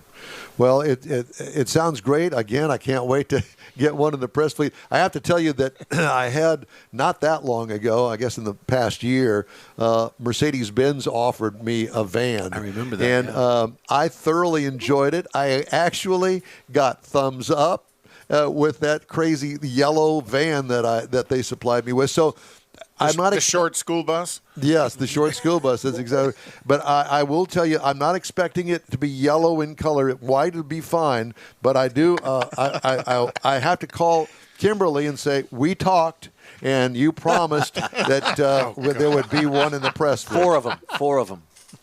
I'm going to order one with pink shag carpeting on the outside. We'll take it. Dave, we love you. Thank you so much for joining us today. It's great to see you, to talk to you. Y'all stay warm up there now, heading into winter, and have a great Thanksgiving. Thanks, guys. Great to be on today. Thank you. you much. Talk to you soon.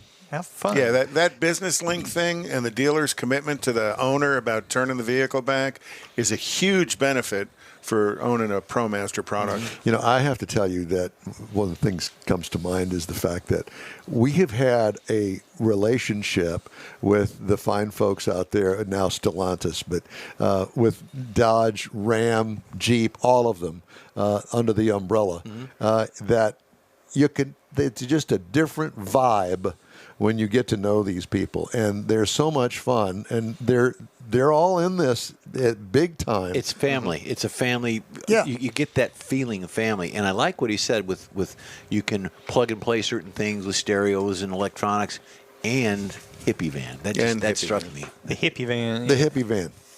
It struck me. I'll tell you what, it would be the ultimate hippie van. There's no doubt about it. All right, time now for the racing calendar. Pretty much wound down. The racing season is kind of wound down. Yay. Congrats to Erica Enders. She didn't win, but she was within one round of winning her fifth championship. And then, NASCAR's done for the season, though they are now testing the next generation cars. Formula One is going to be running tomorrow in Qatar. And then on December 5th, they're going to be in Saudi Arabia. And then on December 12th, the finale at Abu Dhabi. IMSA, they finished last weekend. Cadillac won the DPI championship. Certainly did. Just by the hair of your chinny chin. Just by the heated seat. Corvette won the GTLM championship, and that ends GTLM. And Corvette has announced that they are going to do a GT3 program, which means that they are going to probably have customer cars. Corvette racing here in the United States has basically been Chevrolet and two cars for so long. Now they're going to be selling customer cars, and I'm sure they're going to expand into Europe with the customer cars as well. IndyCar is finished. One thing I did want to mention, and this is, again, our friends out at the Hemi Hideout. If you've never been there, it is an automotive bucket place to go. Oh, yes. So Tuesday, November 23rd, they have invited people, if you've got family in town, make your reservation to join them for a tour of the Hemi Hideout. The tour is going to be between 1 and 2:30 p.m. It's a $10 donation that John matches to give to charities there in the Brookshire area. And no one under the age of 12, but make your reservation at 713-825-2555 with your guest count and get a chance to bring some of your family that came in to visit for Thanksgiving a tour of the Hemi Hideout. And if you haven't gone, go, because it's really remarkable. It really is. You won't find another place like it. No. No, that's for sure. All right, time now for this hour's car review. Okay. And Jeffrey Zekin. You can just hold it right there if you want. Jeffrey Zekin has a review of the Ford Pinto. Yes, the Ford Pinto. And those of us that are old enough to know, and then some of us are young that don't know. Let me just throw this in there. Sure. When I got married to the mother of my children, she had a baby blue two-door Ford Pinto. I think we might have a photo of that. And I will tell you that it had a water pump that was going out on it, and I made the wrong decision of replacing it. Mr. Nice Guy, Yeah. right? But that makes sense because you replaced her eventually. And I you did. were pumpless after that. Well, at any rate, the water pump was about a quarter of an inch from the radiator, and I had a bloody hand.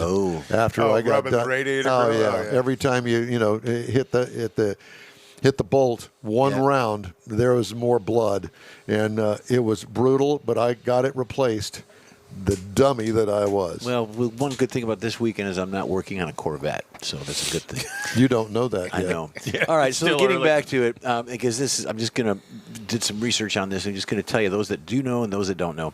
The Ford Pinto was a subcompact car that was manufactured and marketed by Ford Motor Company in North America from 1971 to 1980. The Pinto was the first subcompact vehicle produced by Ford in North America. The Pinto was marketed in 3 body styles, which the production of the 2-door fastback sedan with a trunk, the 3-door hatchback, and a 2-door station wagon, which I still like to this day. Mercury offered a rebadged version of the Mercury Bobcat that was built in Canada, and then there were millions of Pintos produced. This next part is really the culmination of what really happened in a nutshell. There you go. Right there. That's a good picture, Don. Initial planning for the Pinto began in the summer of 19... What do you mean, Don? Well, you They said... look kind of like you are there in the picture there going, ah! That is me. The initial planning began in 1967 and was recommended by Ford Production Planning Committee in December of 68. It was approved by the board of directors of 69, and Ford's president, Lee Iacocca, wanted a 1971 model that weighed under 2,000 pounds that could be priced less than $2,000. In today's dollars, it's around 14 grand. The Pinto was product development from conception through delivery was completed in 25 months, and the auto industry average of 43 months. Now, what you told me earlier and what you discussed was that the tooling. Tooling is generally you get a design, you send it over to tooling, and then tooling takes their time to make the tools for it. This was done in conjunction. So they were doing the tooling as they were building the car. As they were designing the car. Right. Well, designing and then eventually building, because that was the next step. So the average is 43 months. This was the shortest production schedule in automotive history at the time. Some development processes usually conducted sequentially were conducted in a parallel. In other words, here it is, give me a tool, I'm going to use it right now. So that was what it was. Decisions that threatened the schedule were discouraged. The attitude of Ford management was to develop the Ford Pinto as quickly as possible. Yeah. Don't move that gas tank. Leave it where it is. Aha. Even though it blows up, kills people, yeah. And, you know, a lot of people called it Lee's car because Lee Iacocca was an influence in that. But the culmination of this is between 71 and 78. The Pinto was responsible for a number of fire-related deaths, as you see in the presentation here. Ford put the figure at 23. Its critics said there was closer to 500. According to the sworn testimony of Ford engineers, 95% of the fatalities would have survived if they Ford got out. located the fuel tank above, over the axle, as it was done in the Capri automobiles. NHTSA, National Highway Transportation Safety, 30-mile-an-hour collisions in 76. They put that in there. That's why we have the bumper safety. But on August 10th, and I'm going to wrap this up, Don, 1978, 18-year-old Julie Ulrich, her 16-year-old sister Lynn, and an 18-year-old cousin Donna in their 73 Ford Pinto were struck from the rear of the van by a van in Elkhart, Indiana. The gas tank of the Pinto exploded. The fire was a result of the 3 teenagers were burned to death. Yikes. Now, Ford did not take responsibility. They were sued, and the end of it was that the court system did not have any liability for Ford. Ford was out. Interesting. Yeah. You know. But, you know, think about that. a Lee happy Iacocca, what are some of the cars he brought into Ford? Mustang, Yep. Bronco, Pinto. Mm-hmm. I did actually rear-end a Pinto. I was with Nice. my brother-in-law in my Monza, and we were coming back from the auto parts store. In my Monza. In my Monza, and we rear-ended one. Yes. Time to take a Don't know break. which one's worse. Hey, the In Wheel Time Car Show streams on Facebook, YouTube, Twitch, and InWheelTime.com. Podcasts are available on your favorite podcast channel. In Wheel Time Car Show continues right after this quick break. Hey, Houston, it's back! America's greatest hot rod tradition is on Thanksgiving weekend. The O'Reilly Auto Parts Autorama at the George R. Brown Convention Center. 4 days of hot rods, customs, classics, trucks, and performance cars featuring the ultimate lowrider showcase. Sponsored by Shorty's Hydraulics and the traditional rod garage. Saturday only, it's the Tuner Galleria with 250 imports, JDM, and luxury cars, plus music and models. Autorama. It's so much more than a car show. On the celebrity stage, presented by Nick's Auto Repair and Classic Car Restoration, it's Chip Foose from TV's Overhauling on Friday and wrestling superstar Sting on Sunday. Shop the swap meet and women's world all weekend. The O'Reilly Auto Parts Autorama. November 25th to 28th at the George R. Brown Convention Center. Discount tickets at O'Reilly Auto Parts. Part of the Summer Racing Equipment Show Car Series. See Autorama.com. Tailpipes and Tacos, Houston's premier monthly cruise-in, will return Saturday, December 18th to the Loopy Tortilla Tex-Mex in Katy. Tailpipes and Tacos wants to thank all of the participants and fans who've enjoyed the collector cars, hot rods, customs, originals, and resto mods, and everything in between. We'll be taking a break for Thanksgiving and Autorama, but we'll be back for a great Christmas cruise-in on December 18th, so make plans now. You know that Tailpipes and Tacos is the Houston area's coolest cruise-in, a place you'll see friends, family, and the finest cruise-in cars in the Houston area. It all happens at the Loopy Tortilla Tex-Mex in Katy on the Grand Parkway at Kingsland Boulevard, just south of I-10. Get your ride ready for a very special Christmas cruise-in, Loopy style. It's Tailpipes and Tacos, Saturday, December 18th. The In Wheel Time Car Talk Show will be there too. Let's celebrate the Christmas season together at the next Tailpipes and Tacos on December 18th. We'll see you then, weather permitting. Gulf Coast Auto Shield has moved to a more convenient location. Now you can visit John Gray and his staff of dedicated professionals at their new shop on the South Sam Houston Parkway between Belford and Airport in Southwest Houston. Gulf Coast Auto Shield is the best at paint correction and ceramic coatings. Clear bras and custom wraps are specialties that only Gulf Coast Auto Shield installs with award-winning accuracy, and all their services come with a warranty. Lamborghini, Aston Martin, Porsche, and Ferrari owners depend on Gulf Coast Auto Shield for their specialty services, and you should too.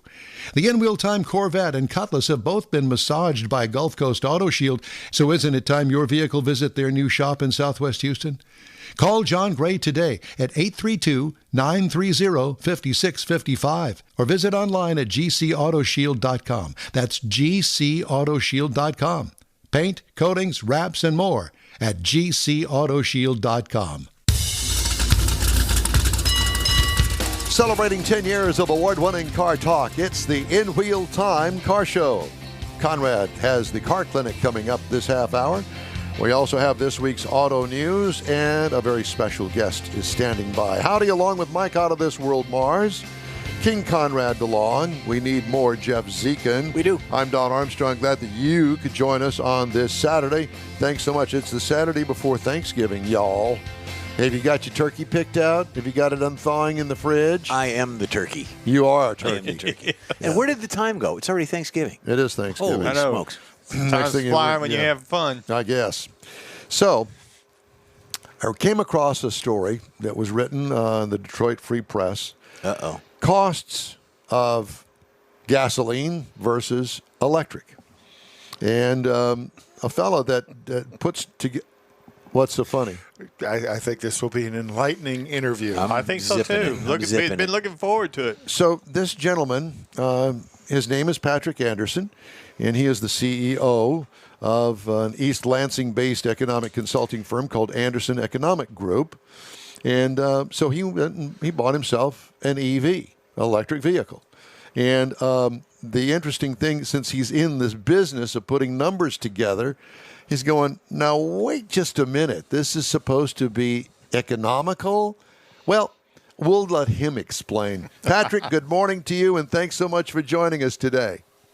Good morning. What a crew here. I see I've got some real auto experts there. Well, and some Where? exactly. I'm here for the free Well, beer. actually, I worked for Oldsmobile division for 25 years, so I've been. All right, well, good for you. And our office is not too far from Building 70. from where Ransomie Olds basically revolutionized the entire industry. And it was Ransomie Olds, as you know, that actually brought the assembly line to the auto industry, and Henry Ford improved on that. So yeah, it was great history, and of course the Rocket V8. Probably you worked on the Rocket V8. Oh yeah, go Spartans! East Lansing, you got to be a Michigan Spartans State are playing fan. Ohio State today, Undefeated. and University of Michigan's playing too. So we got quite the crew of people that are supporters of Big Ten teams. So, Patrick, let me ask you. So you went out and bought an EV, and did you go out and buy it because you like cars and you wanted the acceleration of an electric vehicle and really thought, okay, well let's see how it goes? Is that basically it? I mean, you didn't purchase the car to do a test on it and figure out what the cost was between electric versus gasoline, did you? I bought it because, first of all, I'm a car enthusiast, so I like cars. We work in the auto industry, and I saw back in 2018 that this technology change was going to be really important. I also had a sense that perhaps there was some PR fluff here that wasn't going to be completely fulfilled. No. But I wanted to know for sure, so I actually ordered an EV back in 2018. It didn't show up to the middle of 2020. And of course, there weren't many choices at the time. So I purchased a Porsche Taycan S. That's a very expensive car. My choices were very limited at the time. I wanted an electric vehicle that had a real dealer network and was full size. So basically that narrowed it down to almost just that car. And so I bought it, and I've been driving it, and in many ways enjoying it. And also, just as you said, we've been toting up the costs and doing it the way we as economists should, meaning we're not fooling ourselves about bundled pricing or subsidies. We're saying, how much does it actually cost for someone to fuel a traditional internal combustion engine car, including all the costs? So the cost of the fuel, the registration taxes, if there's any, the gas taxes, the pump, and also the cost of fueling electric vehicle, which also has to include the cost of the taxes that are related to it, the cost of the pump if you have to pay for it, the fueling, and the cost of electricity. And we even included things like deadhead miles, which everybody who drives a lot knows about, which is where you're driving just for the purpose of getting somewhere so you can keep driving. Truckers do that if they have to take an empty load. And if you're an electric vehicle driver, a lot of times you have to incur some significant deadhead miles to get to a charger. Well, gas drivers have to too. So we did it apples to apples. So if you look at our report, and here's a copy of it, it's on the Anderson Economic Group website right now, you'll see that we've meticulously documented exactly the same costs for both ICE cars and for EVs. And the result is I forgot the drum roll because this is the part that we're just going to get down and really talk about. And what is the price comparison between the cost of an internal combustion engine car and an electric car? Well, what happens when you go through it? Of course, there's millions of use cases, so we can't get everything. But we had 3 use cases for ICE vehicles, 3 use cases for electric vehicles. So that's about 3 times as many as you normally get. We tried to get an entry priced, we tried to get a mid-priced vehicle, a luxury priced vehicle. And for the electric car, we varied how people charged. So we had some people that are mostly charging at commercial, they don't have a home charger, and also people mostly charging at home, a variation. It turns out if you add in all the costs, in many cases, the EVs cost more than the ICE vehicles to fuel. And we have, I'm looking at table 2 in our report, we have for entry through luxury internal combustion engine cars to drive 100 miles between, say, $8.50 and $13. And that's the cost of the fuel. That's the cost of the pump, which for gas stations, they put the cost of the pump into the fuel. The retail sales taxes, the road taxes, that's again in the retail price of gas, and a certain amount of deadhead miles. So between $850 and $1,260. For EVs, the three cases we have, same thing, apples to apples, between $1,295 and $1,415 a mile. So for 100 miles. So this is not exhaustive. It's 3 times the choices that you normally see in a comparison like this, but it does show that in many cases it actually costs more to fuel an EV than it does for a traditional ICE vehicle. Were you personally surprised by the results?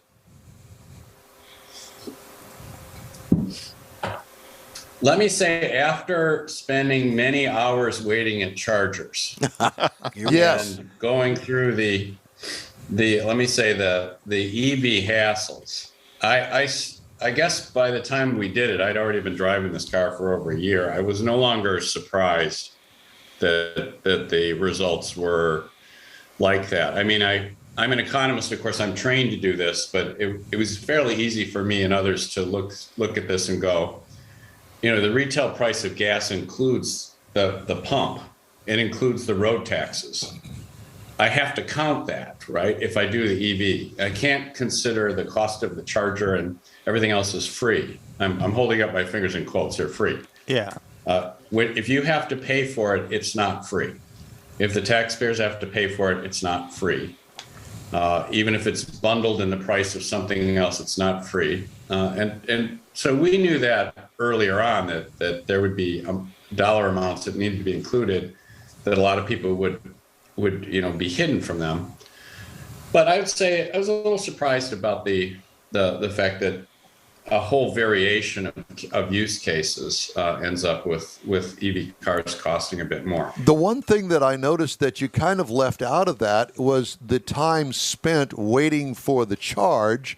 And I guess it depends on what your hourly rate would be if you were working at your job and you had to stop along the way and you were taking that time away from your job. The clock is still running for you personally. And how do you compensate for that? Where I spend maybe 5 minutes getting 30 gallons worth of gasoline at the corner store, as opposed to driving up here to Whole Foods for a fast charger, which is kind of a no. How do you justify 40 minutes to get an 80% charge up at Whole Foods, where I can't afford to buy food at Whole Foods because it's so expensive? Yeah. So you follow what I'm saying? How do you justify, how do you put in that figure, your own personal time waiting for the charge? Well, I'm glad you were looking at our report, and I'm just going to ask you to get all the way to page 13. Page 13, we got that exact table there for you. There you have it. There you go. All right, and it's interesting. You said 5 minutes. This is the difference between putting economists on this and putting, let me say, ordinary people. We pulled out a stopwatch, and we did a stopwatch on how long it took us to charge. And I mean, we did it scientifically. This included getting out of the car, getting your credit card reader to work and everything. And we were doing it typically 2.5 to 5 minutes. So that's right. The highest amount that we recorded was 13 minutes on a Friday afternoon when we had to drive across a highway to wait in line. Okay, and to drive there and back, 13 minutes. That was the max for a gas car. And exactly as you pointed out, it's often 30 minutes, 40 minutes, plus the deadhead miles to get to a fast charger. And we added that in. So our cost comparison is for typical hours on fueling per month, 1 or less hour for all of our internal combustion engine cars, 1 or less. So, I mean, some people half an hour, 20 minutes. Some people 15 minutes, but we put an hour. For EVs, depending on charging modality, 4.5, 5.75, 7 hours a month. And that's not counting when you plug it in at your house and leave it overnight. So Actually, the thing that was surprising to me in the study was this. If I'd have known that, I must say I would have had trouble buying the car. Wow. I could anticipate this is how much it was going to cost.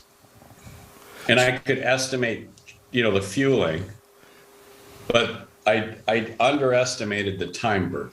Patrick, I've got a question, and being the economist that you are, we're hearing things from our public officials in Washington and throughout the country that we're all supposed to be EV by, I believe, 2050, I think is the number. And recently it's 2030 was what President Biden stand claim corrected. is 2030. We're supposed to be selling half the sales EVs by 2030. Right. The question is, do you think we're going to get there by you crunching the numbers, and is it going to work? Well, one of the reasons we're doing this, and you are exactly on something.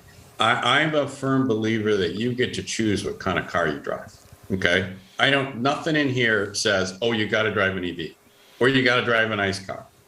There's nothing in here that says anybody that's driving an EV is saving the world and anybody else that's, that's taking, pulling a trailer over to cut the lawn of the person that's driving the vehicle where they just said they were saving the world is not.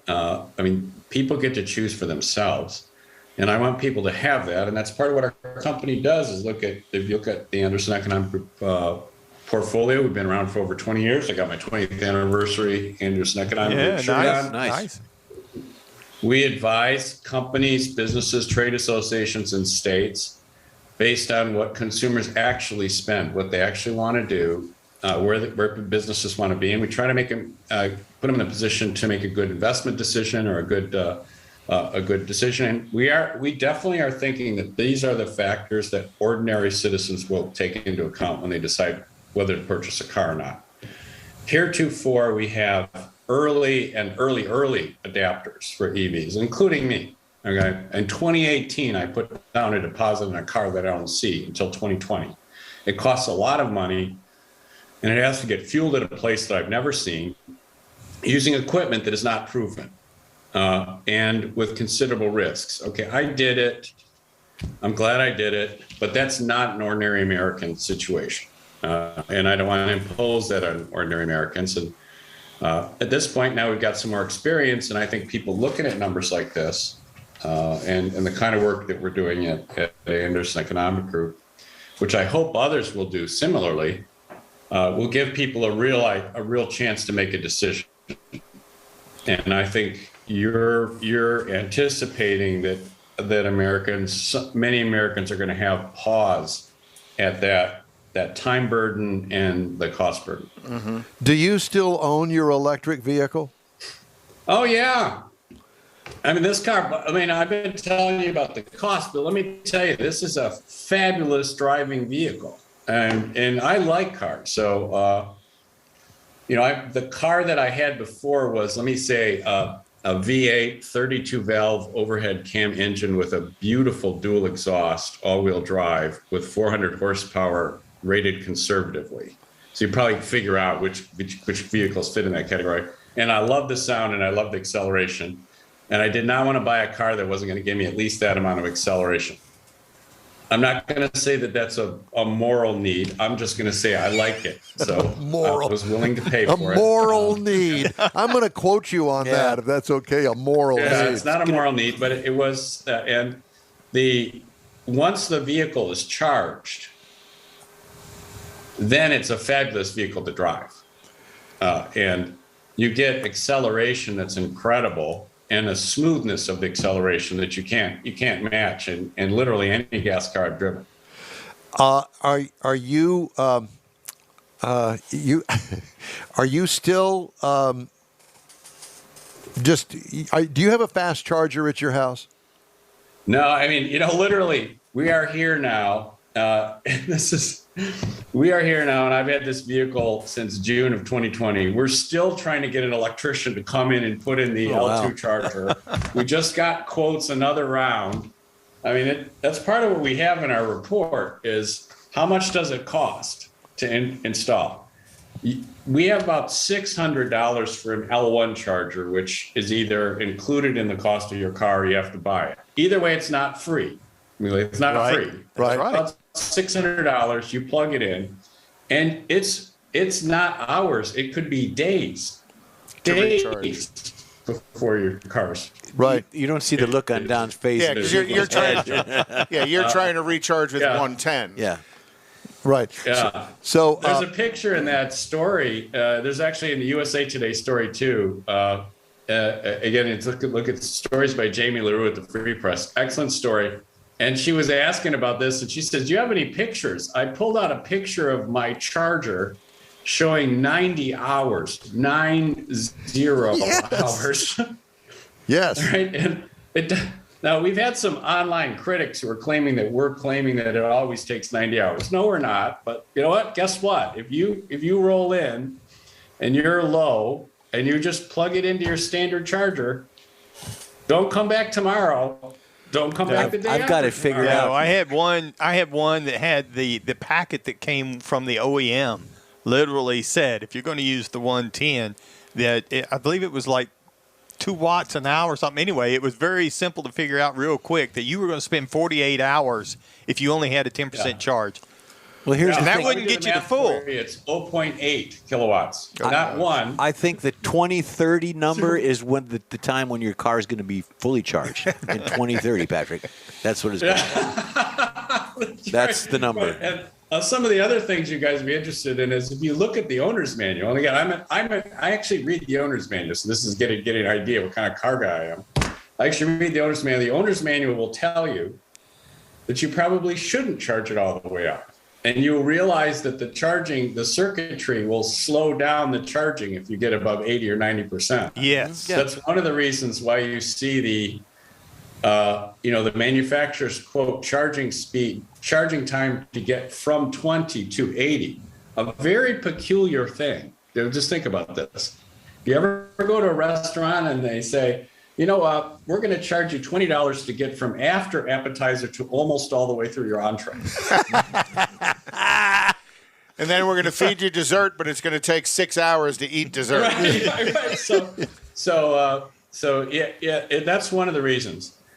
And again, this report's out there. Again, you can tell if you go to the Anderson Economic Group .com website, you can get the whole report, 36 pages. Plus, there's a 2-page FAQ on there where we respond to some of the comments, questions, and in some cases, some of the criticisms we've gotten. Patrick, I have to ask I've linked your website on our social media. So Okay, I have to ask you, how long does a charge last when you're not flooring it, when you don't have the electric heated seats or the air conditioning on a regular day? How long does the charge last? How many miles? About? The vehicle I have has a 90 kilowatt hour battery. So that's a very big battery. All right. But it's a very fast car. The vehicle I bought, I'm an early adopter. There were not many choices. I spent a lot of money for this vehicle, much more than is reasonable for a typical family. And I was essentially forced to buy very expensive options on top of that. And one of them was a 90 kilowatt hour battery. Even with that battery, you still have what I find is a useful range of 200 miles or less. And that's useful if you've been charging it. And if, of course, if basically, as we just discussed, typically you don't have 100% charge. If you've been charging it, that means you've got about an 80% charge. Right. And so that may mean that you can drive comfortably 60 or 70 miles one way and back. If it's the wintertime, this is again something that has not been discussed, but real world tests in the wintertime show significant loss in range. Because of battery performance in cold weather. Yeah. I've already experienced oh my gosh, I'm going to run out of charge and it's nighttime in the winter once. And it's not a good feeling. I ended up getting off a highway exit someplace and searching around and finding, thankfully, a Chevy dealer that had a charger on the back side just so I could get home. And it was a cold day and it was 11 o'clock at night. That's not what I want most families to go through. Well, Patrick, it's been a pleasure to talk to you, and we hope that we can hook up with you again soon to get an update from you. I know that you have a very full schedule, and we've been working on getting you on for weeks, and hopefully you've got an outlet here in Houston, Texas, that if you want to talk to a bunch of folks, this is it. This is your lifeline to the world here at Wheel Time. He's got an outlet to plug in. Well, in Wheel Time, and good luck in Texas. I was actually born in Texas, so I see you got a bunch of Texas license plates up there, so good for you. Yeah. And it's been enjoyable talking with you gentlemen today. Very informative. Thank you very much. Take care of yourself. Okay, that's about Patrick Anderson, CEO of Anderson Economic Group. And speaking of which, Rivian Automotive. Now, this is a company that has raised billions of dollars to do the all-electric thing. Mm-hmm. Okay, Trucks. Electric vans for e-commerce retailer Amazon. Well, guess what? Did they say 100,000 of them? 100,000. It just comes out today that it may have a more limited range than what was previously disclosed. No. The information reported yesterday, citing a driver testing the vehicle.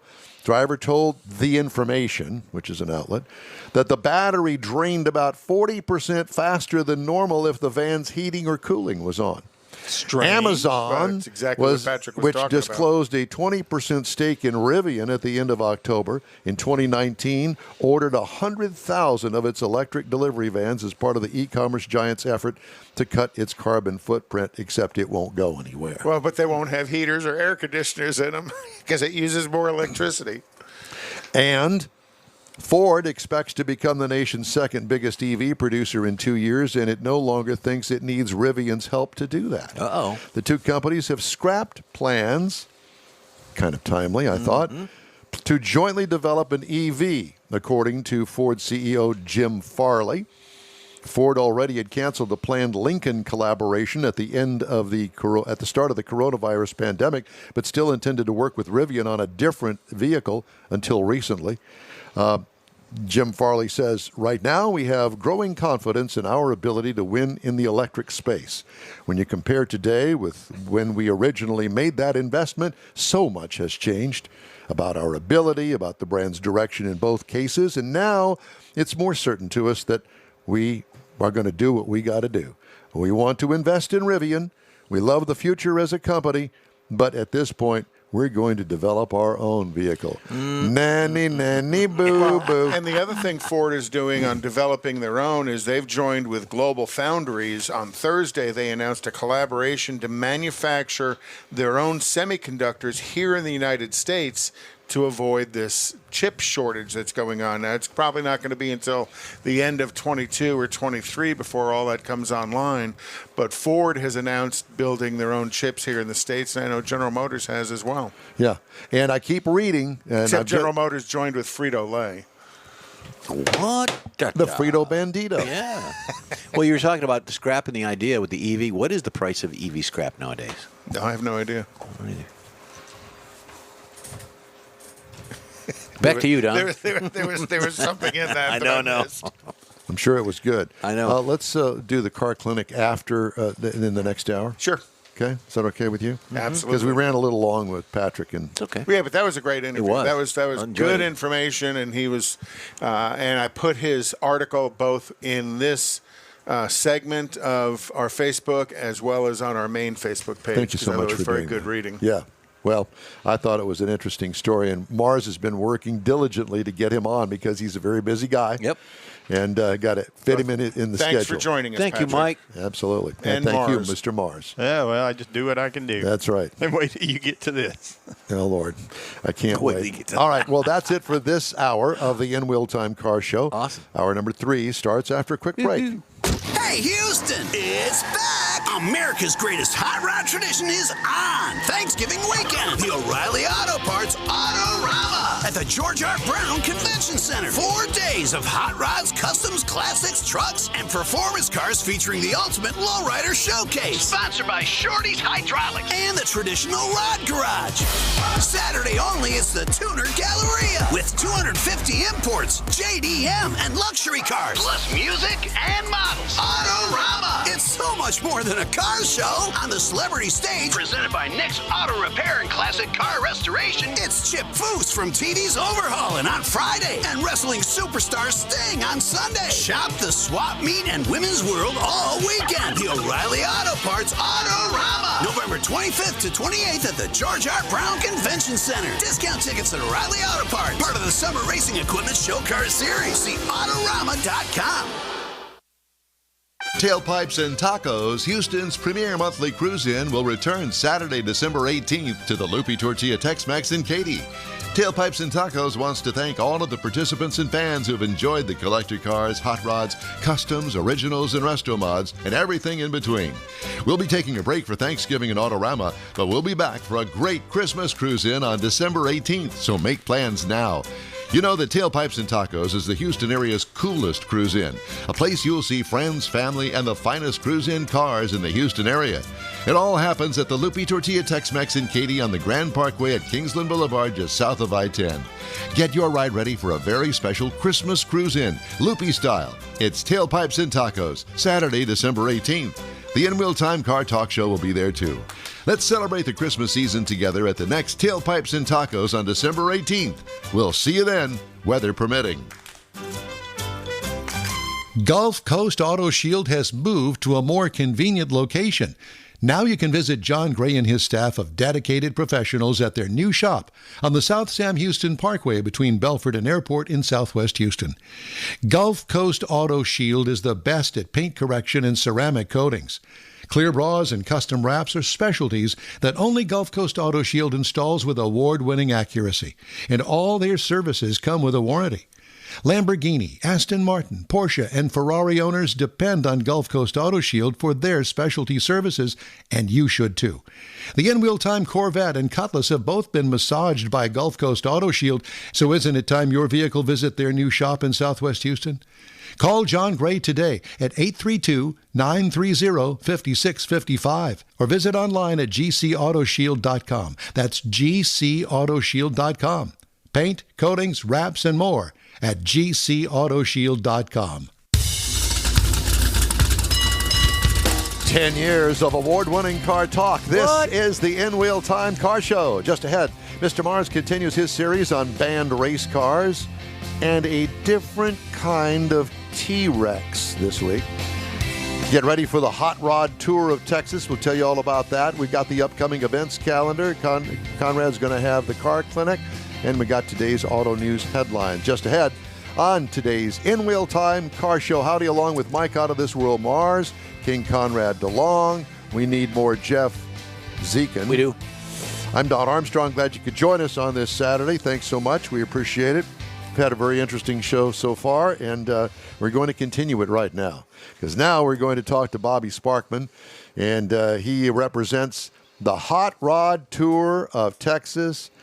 Bobby, how are you? It's good to see you here. We're fantastic this morning. We're coming to you live from Battle Rod here in Gonzales, Texas. Big car show. They're expecting about 500 cars this morning. Really? And where is Gonzales, Texas? It's about, 60 miles between. There you go. Go ahead. Yeah, we're about 60 miles from San Antonio. Okay. Yep. All right. It's a good little town. I've been there. Come and take it. Come and take it. There you go. All right, so we're going to talk about the Hot Rod Tour of Texas. Now, let's clarify and say that this is not the Hot Rod Power Tour by Hot Rod Magazine. This is better. This is better because this is the Hot Rod Tour of Texas. 3 days of cruising. Better in Texas. Everything is always better in Texas. And from what I understand, this is the end of April, the 1st of May. It's going to be a great time of the year in Texas. Where does it start? How do we get involved? Where do we get more information? Let's start with, have you had the Hot Rod Tour of Texas before? This will be our first year.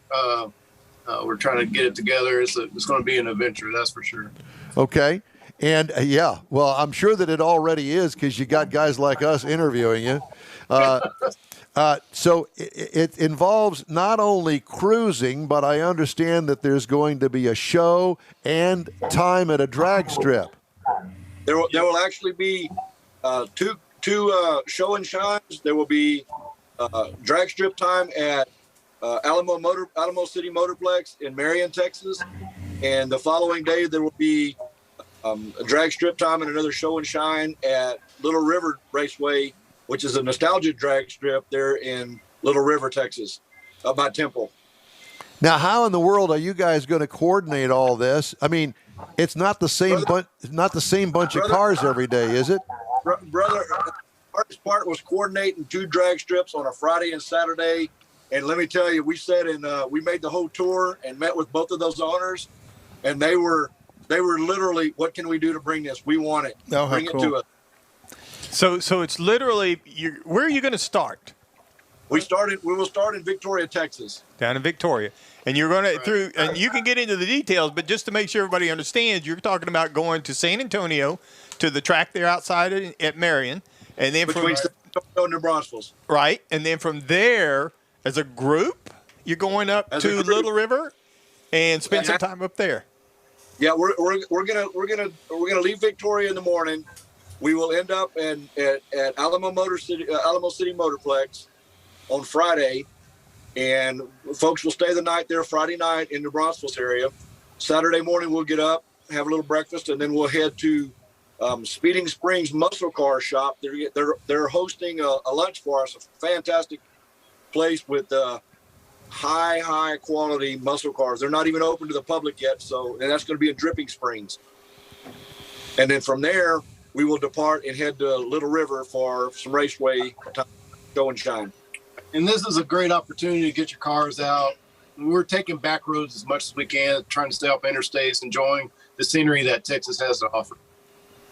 We're laying out some maps, putting some package together for folks that have to make frequent fuel stops. We got some 1,000 horsepower cars that will be coming with us. I'm bringing a little bit of everything. Morgan's going to be bringing his car he put together. Morgan, kind of give you a little bit background of. Yeah, think of like Hot Rod Power Tour, but Texas based. Yeah. All right. So, how are you going to limit the number of people that are going to join you, or are you going to take the entire 250,000 in-wheel time viewers and bring them on the tour with you?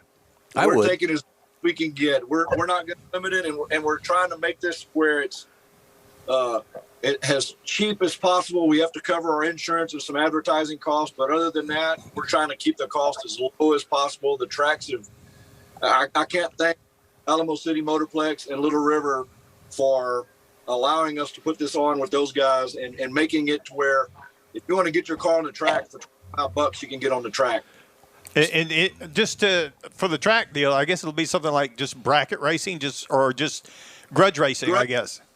Grudge racing, whatever you want. We've got a bunch of guys that are really interested in not really going up there and beating up on their cars, but they want to take some cool photos, especially Little River and the NHRA Alamo City Motorplex. They want some Christmas tree photos with their cars. Yeah. We also have some mini bike races also. Yeah, there'll be vintage mini bike races as well. Oh, cool. Vintage mini bike races. You've got one. That's fun. I do. I got a homemade one on my 20-inch Stingray bicycle, so I could bring that, I guess. Alamo City Motorplex has built a flat track, and then at Little River it'll be drag racing. So it'll be a little bit of variety. It's not going to be the same thing at both tracks. How much does it cost to enter the Hot Rod Tour of Texas? We have not set the price yet, but it is going to be astronomically. It will be less than most car shows. It's going to be astronomically affordable. So we could say that it's going to be under $100. Oh, absolutely, absolutely. Okay. All right. And more on fuel. Some of the way we're going to fund this is we're going to sell merchandise like these cups that have Hot Rod Tour Texas. We'll come and take it activity on it. Got to have some merch. The vendors, some merch. And that's really, we're going to try to sell merch and T-shirts versus making people pay for an admission. You're going to go home with something. Yeah, something you're in.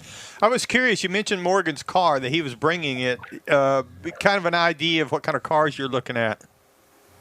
Morgan, I'll let you kick it off. Well, not to be biased, but mine's probably going to be the best. Of course it will be. No, I have on the track, Morgan.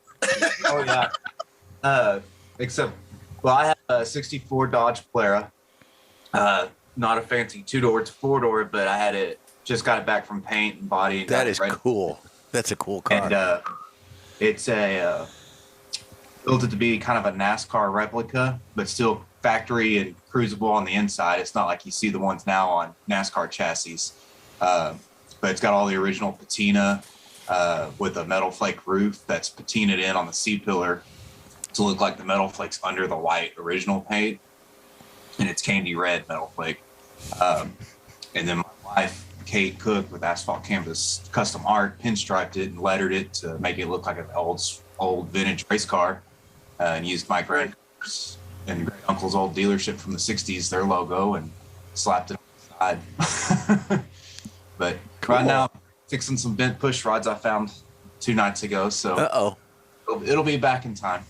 I've got 2 questions. One, what kind of coffee cup is that? Is that a Rochester single barrel coffee cup? Stromberg. Stromberg. Yeah. Stromberg. From Hold it up. Hold it up, Mark. There you go. Look at that. How cool. Ventura Nationals in California about 2 or 3 years ago. And it was the last one they had. And I saw it on Instagram that they were going to be passing them out. And I said to my wife, we got to go by their booth and get these. And I got the last one they had that day. Wonderful. And the other question I have is, what kind of vehicle are you 2 fellas sitting in? We're in my 53 F100. Cool. And as far as it's on a full Crown Vic chassis.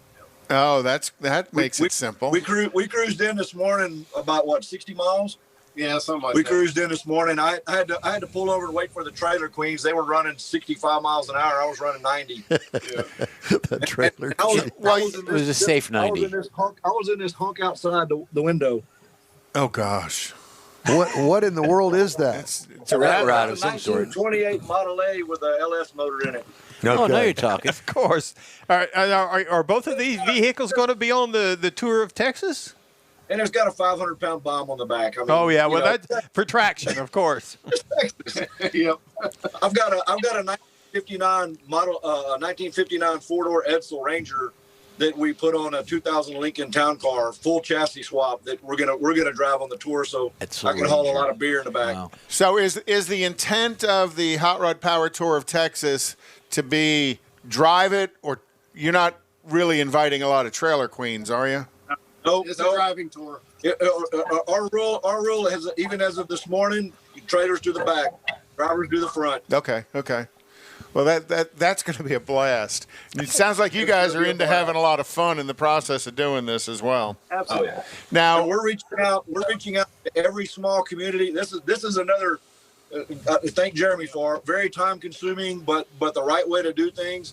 Reaching out to every small community between here and Arlington, Texas, which is 700 miles. Yeah. Right. Every small community is getting a letter from us in behalf of the deal, letting them know, hey, we're going to be passing through your town. hide the women and children. Haters will like us. You know, we love to see you on the side of the road taking pictures and waving at us and enjoying the cars, but if not, we're still coming through. Well, I hope that's all they're doing on the side of the road. But the other thing is these small communities that generally don't see traffic like this, right? You know, it can become an event in their town as you guys are coming through. Kind of like a Woodward Dream Cruise out in Texas. Yeah. There you go. Mini version. And what we're expecting is after the first year, everybody's going to be saying, "Hey, can y'all stop in our town?" That's what our goal is for folks to want to encourage us to, to come through their town. And we may change the route next year. We don't know yet. We haven't gotten that far, but it's going to be an annual event. And how can people connect to you? So we got a Facebook page also, and then Bobby's there holding up a card that we have with our emails. I don't know if y'all can see that or not. Hot Rod Power Tour of Texas. Now, are you guys also not Power Tour, just Hot Rod Tour of Hot Texas. Rod Tour? Okay. Yeah, Hot Rod Tour. Hot Rod Tour of Texas. So how many? Very easy to find us. You can just do a search on Facebook for Hot Rod Tour of Texas. Yeah, it comes up real quick. How many vehicles are y'all looking for this first year? Well, there's 1.8 thousand. I really don't know. But expecting probably over 500, 600 to 1,000. See, I'm just kind of wondering when you were talking about the small towns, I could just visualize, okay, so here comes this parade. Let's say it is 500 cars. You know, some people are going to need to stop for gas. Some people are going to need to make a pit stop. Got to make bathroom stop. And the interesting thing you mentioned is when we did the trip, we were like, okay, well, let's mark all these fuel stops, right? Well, when you go Texas backcountry roads, there's no Buc-ee's on those. No. I was thinking you need a Buc-ee's tour. We're gonna have some designated key fuel stops along the way within certain intervals, because we've got a couple of guys that can literally not run very far. Right. They're putting out so much horsepower. Well, So I have a suggestion. You know, back in the back where you've got your trailers following the trailered cars up to this point, that at the very, very back that you have one of those deals. It's a trailer that has about 6 or 8 different commodes on it. And they do rent those, and that's true. Good point, Don. Bad idea. That's not a bad idea, actually. And you know, I could actually drive that thing, but it would cost everybody $1 to use. Not a bad idea. Well, out in the middle of some of these places, it'd probably be money well spent. Well, out in the middle of nowhere, no, you got the side of the road for that. Well, but no, the ladies may not want to go to There's gonna be any ladies. This is a guy's thing. You know what? There'll be some girls. I guarantee you there'll be some ladies. Don's a crappy driver. We've already got some women drivers that are ready to go. How many?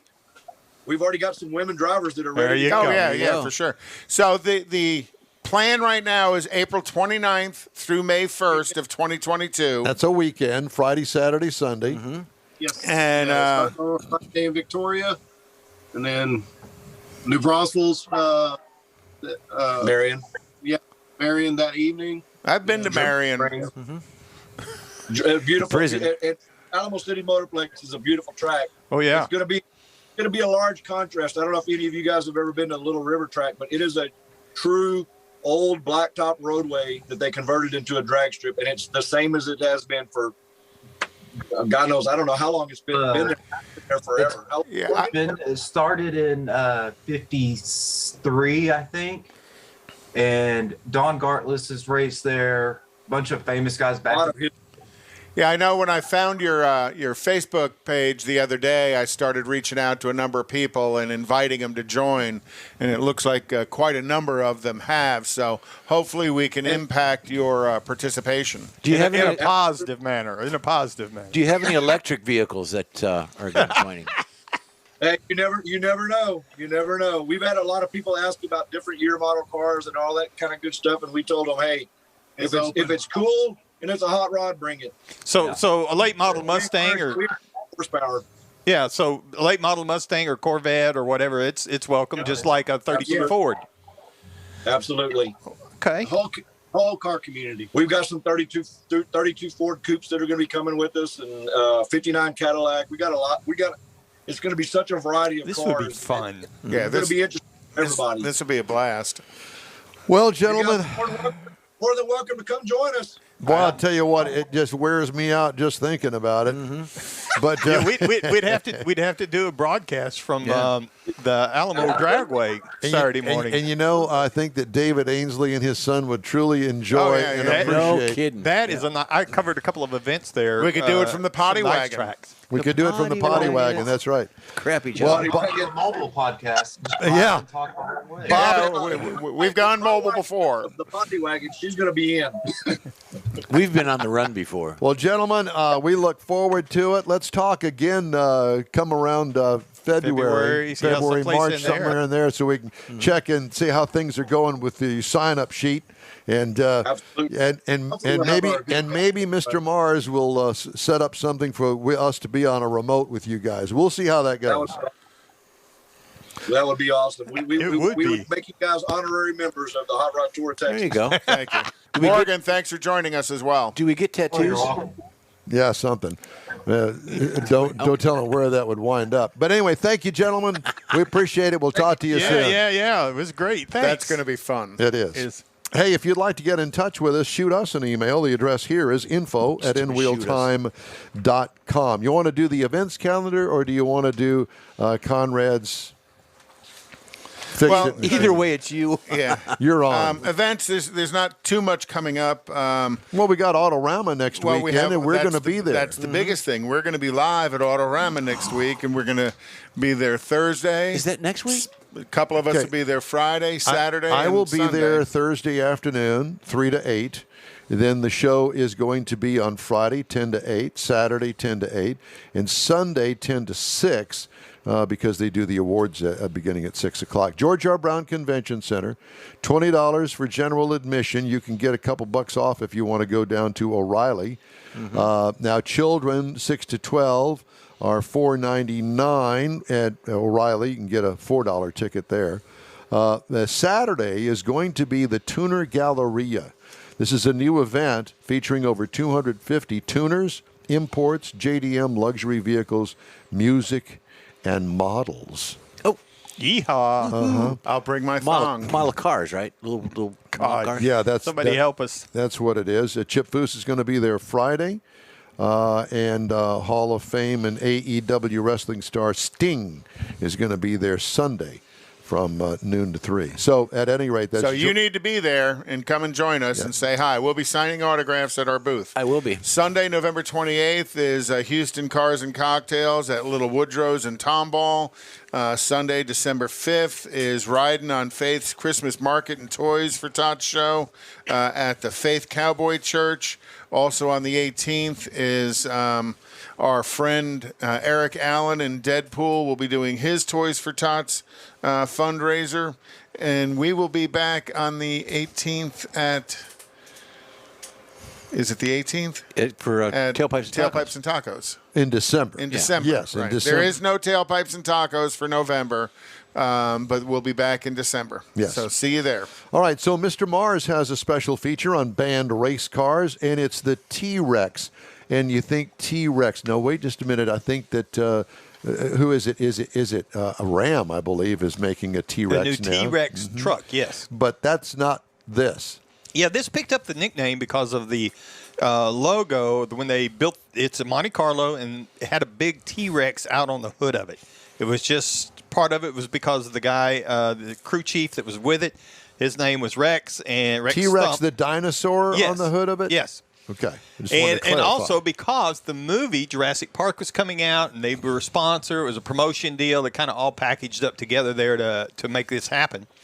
And as I said, Rex Stump was the guy that was in charge of putting this car together, and it was part of the Hendricks motor team. He took all of his crew chiefs together, Rick Hendricks did, and told them, how would you build the ultimate car? What would you do to make the ultimate car? And give all your ideas to Rex Stump, and they went about building this car. And don't this worry Monte about the Carlo. rules. No. They went page by page by the rule book, the story goes. They had it inspected. One of the NASCAR guys watched them build it a lot of places, a lot of time. And a lot of things they did that were different. You know, they changed the different spring rate. They put softer springs on the front and stiffer on the back, and big sway bars that were not what normal people were doing at the time. The shocks were different. They mounted them so that they could raise the door bars and the front struts to stiffen everything, and the size of the tubing. And the whole idea was to raise the floor of the car up a half inch. Now, a lot of people were using spoilers on the cars to get down and onto the track for the aerodynamics.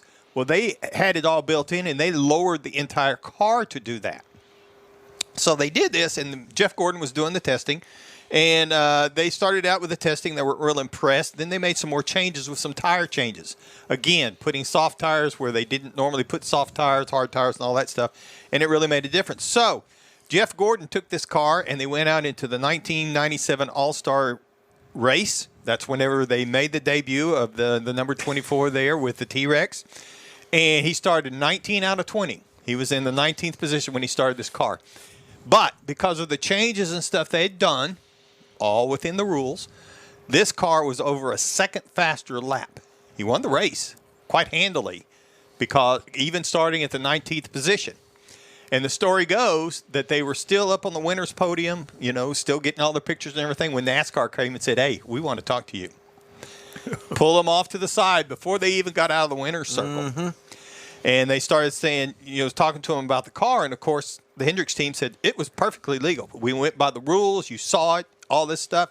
And the story goes that the NASCAR officials said it's legal today, but it won't be tomorrow. And they rewrote the rule book literally that night and added several pages to make that car illegal. But it was legal, and they gave him the win. Supposedly, Gordon took home $207,500 as the winner's purse. And then later on, for some other stuff that they did, they ended up at 95 for using a $60,000 fine. And that's kind of what also put the NASCAR on their tail. But the car was perfectly legal the day that it ran the first and only race, and it won. In fact, NASCAR then basically took the car, and it's now used for education purposes as to what you can and can't do. Cheat. But it wasn't cheating. It wasn't cheating, but it was definitely at the edge of the rules. They let him win because they didn't want him to cry. Well, they let him win because it passed the rules on inspection. It's gray areas, yeah. No, there was no gray areas. It was all perfectly now they're gray legal. areas. Well, then they rewrote changed the rules. There was some flexibility things in this car that helped it aerodynamically, and that flexibility is now illegal. Well, you said they lowered the car, but they raised the floor. Trying to create a vacuum underneath the car. The airstream underneath it, yes. Right.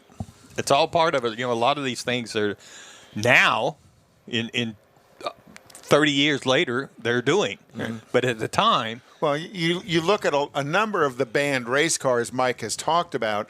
A lot of the reasons they've been banned is because the aerodynamic packages that they put on them.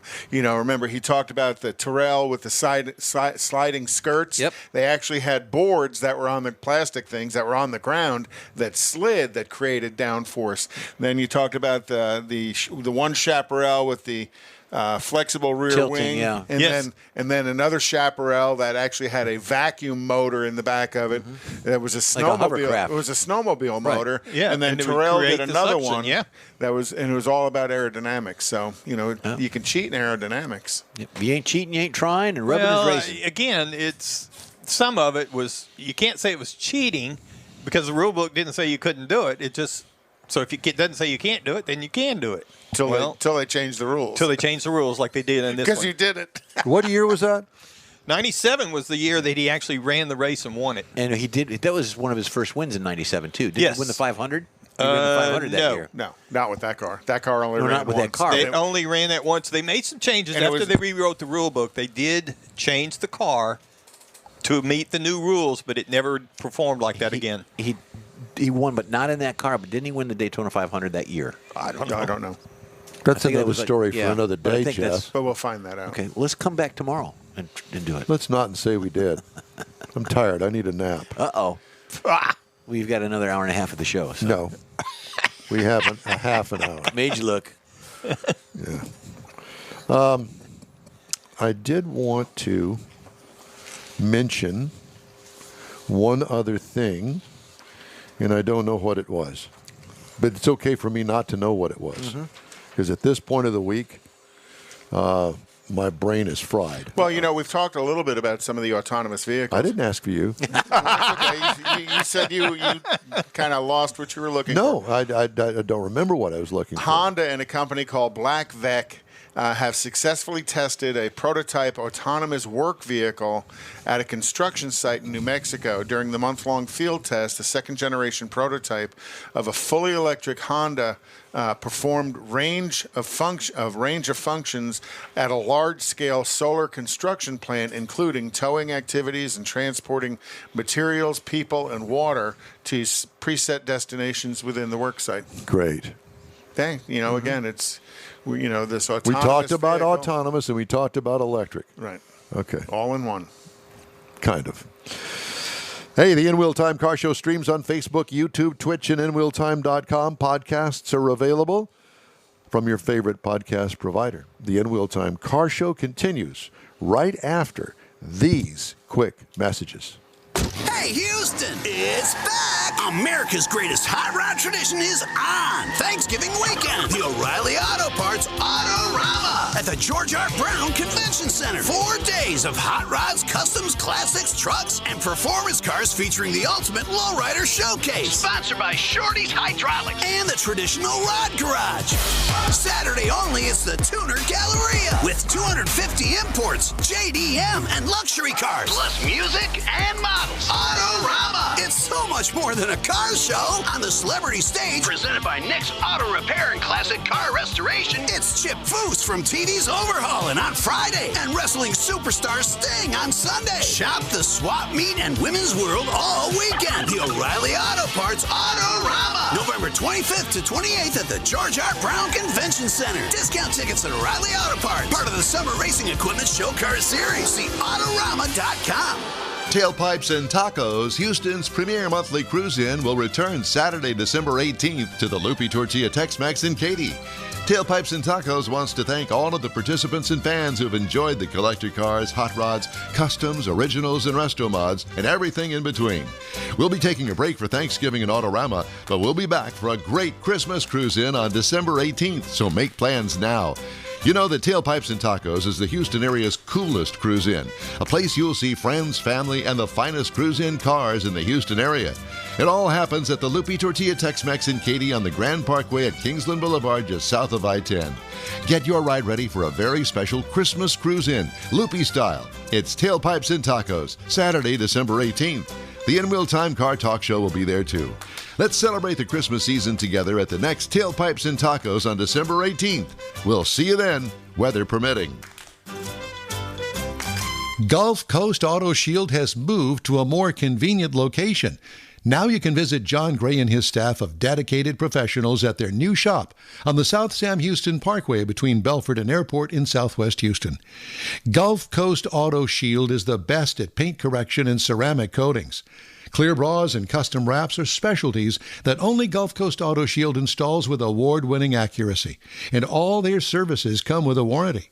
Lamborghini, Aston Martin, Porsche, and Ferrari owners depend on Gulf Coast Auto Shield for their specialty services, and you should too. The In-Wheel Time Corvette and Cutlass have both been massaged by Gulf Coast Auto Shield, so isn't it time your vehicle visit their new shop in Southwest Houston? Call John Gray today at 832-930-5655 or visit online at gcautoshield.com. That's gcautoshield.com. Paint, coatings, wraps, and more at gcautoshield.com.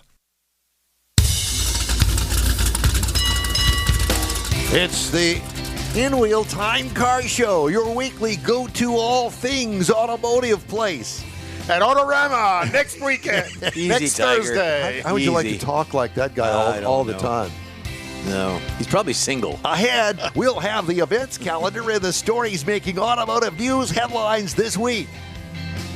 Howdy, All right. along with Mike out of this world Mars, King Conrad DeLong. We need more Jeff Zekin. Yes, I'm Don we do. Armstrong. Now we need hot rod names. We talked about that. Hot rod No, names. you Well, said that. Well, you were sleeping.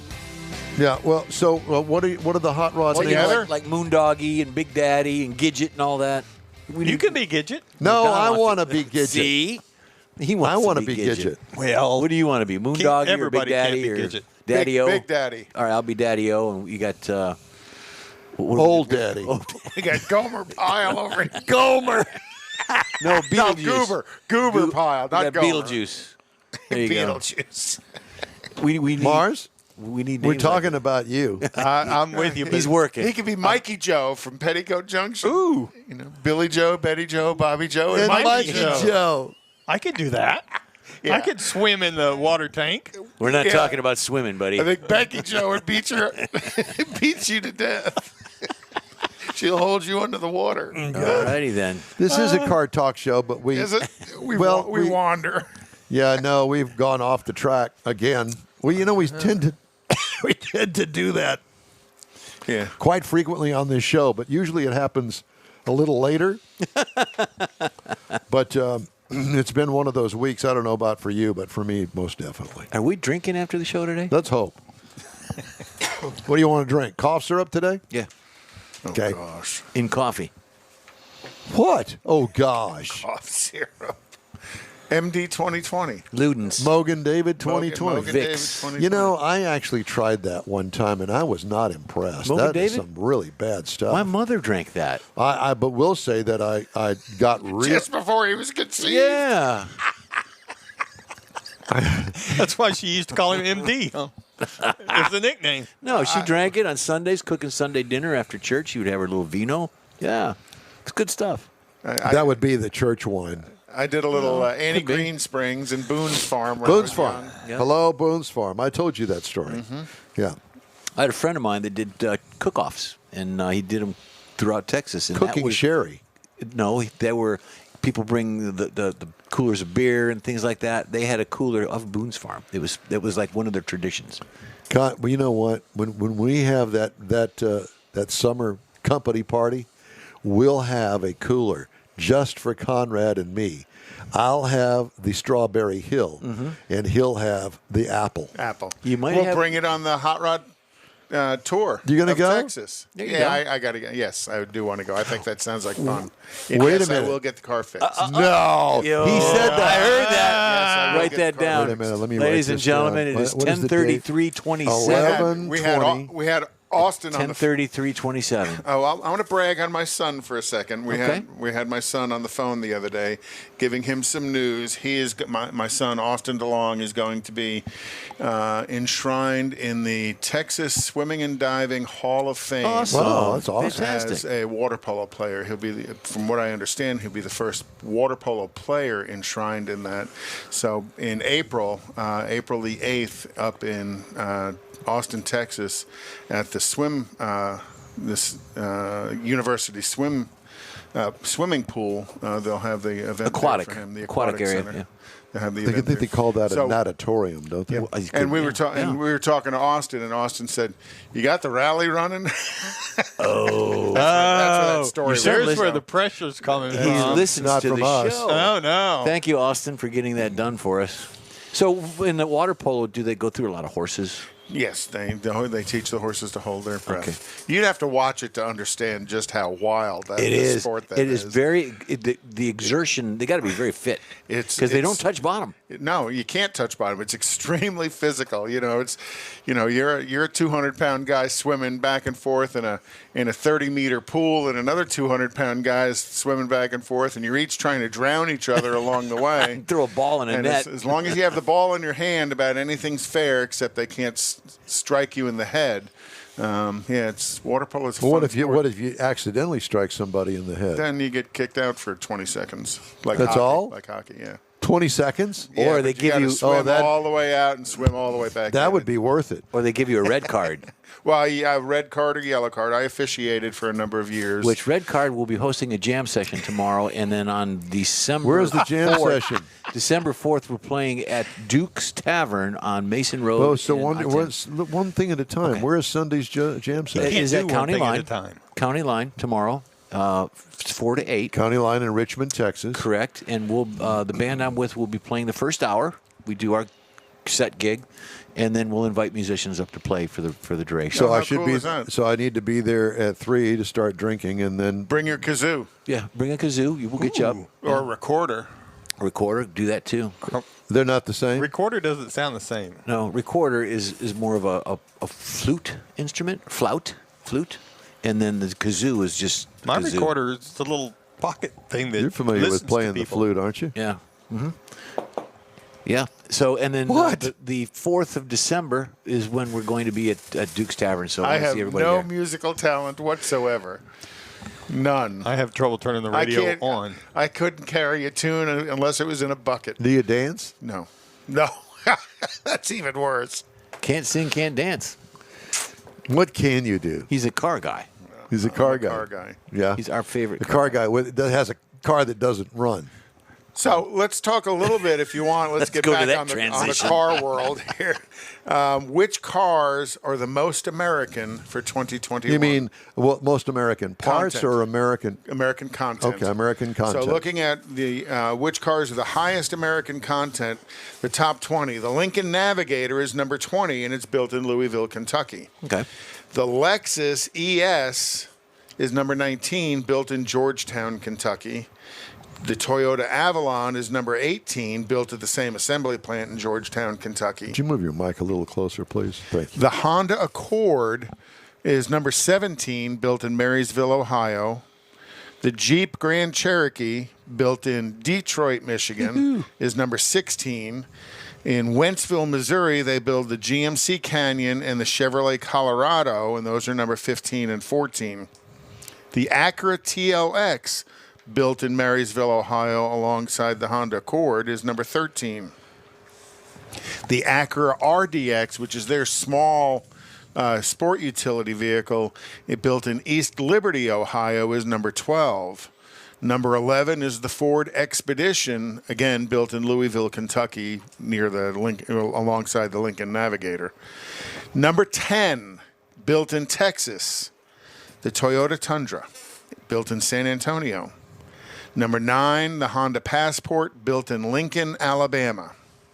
The number 8 is the Honda Pilot, also built in Lincoln, Alabama. Number 7 is the Honda Odyssey, also built in Lincoln, Alabama.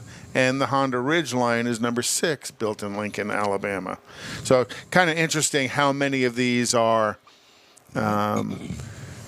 saturated in an area. Yeah, well, but they're also Japanese vehicles that are now built, or Japanese corporations that are building big vehicles here in the States. So number 5, built in Bowling Green, Kentucky, the Chevrolet Corvette. Number 5. Mm-hmm. Number 4, the Jeep Cherokee, built in Belvidere, Illinois. Number 3, the Tesla Model Y, built in Fremont, California. Number 2, to all of our fans out there, and Randy Weldon, we know you're watching, is the Ford Mustang, built in Flat Rock, Michigan, the number 2 highest domestic content for 2021. Yep, know where that's at. Number 1 is the Tesla Model 3. And where's that built? That's also built in Fremont, California. Are you surprised by any of that? A little bit surprised about just that whole range of Hondas, number 9 through number 6, built in Lincoln, Alabama. With the most American content. With the most American content. Not surprised about the Mustang. Not surprised about the Corvette. A little bit surprised that there weren't more trucks on this, be it any of the big three trucks. The F-150 or the Right. Ram 1500, something like that. Yeah. But I was glad to see Jeep on the list. A couple of places. The Wrangler's not on this, which surprised me. It's not, huh? Cherokee took his place. Well, Cherokee and as well as Grand Cherokee. But we're talking about American content, right? Yeah.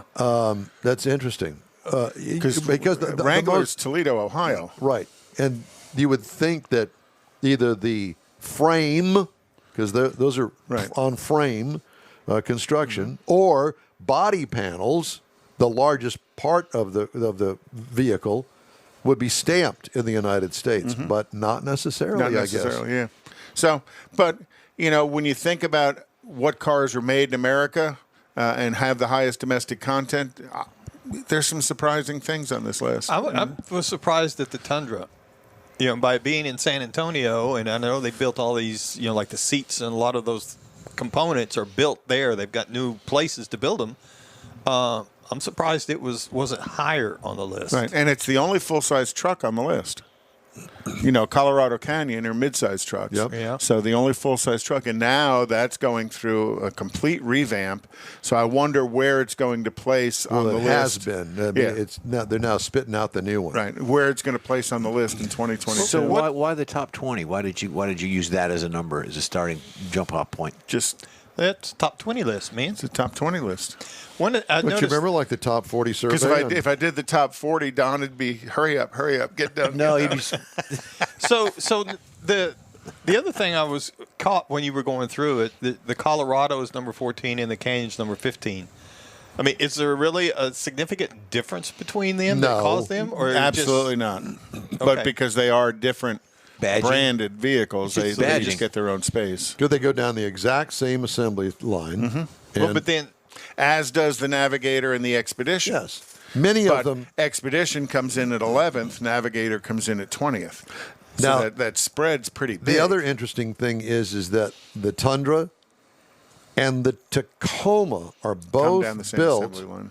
in San Antonio, and they go down the same assembly line. Now, think about that. Because those are completely different vehicles, not on the same chassis. They don't share much of anything. Nope. Right. They go down the same assembly line. So they have a run of Tacomas and they have a run of Tundras. Can you imagine what a supplier nightmare that must be at the loading dock? And especially when you're looking at American manufacturing, what the Japanese have brought to us, Just in time. Yeah. No, not Justin Timberlake, just in time. But there's a Japanese word for it. It's just in time. No, that's the American translation. Feng shui. But you talked about the series of vehicles going down. They're all robotic assemblies. There's really no human. There's a ton of human. Yeah, assembly. Not a whole lot anymore. The majority of the robots are going to be in the body shop, where all the welding and stuff's going on. That's correct. But there has to be human interaction as they are installing components and stuff. There's a robot piece to it. You know, years ago there was like 3 guys that haul a dash in and carry a dash in. One guy would walk through and pass it, and then they'd stab the dash. Now they've got this overhead thing. The whole same thing with wheels right. The wheels. They've really changed the way wheels got put on cars because of injuries. They marry the systems together.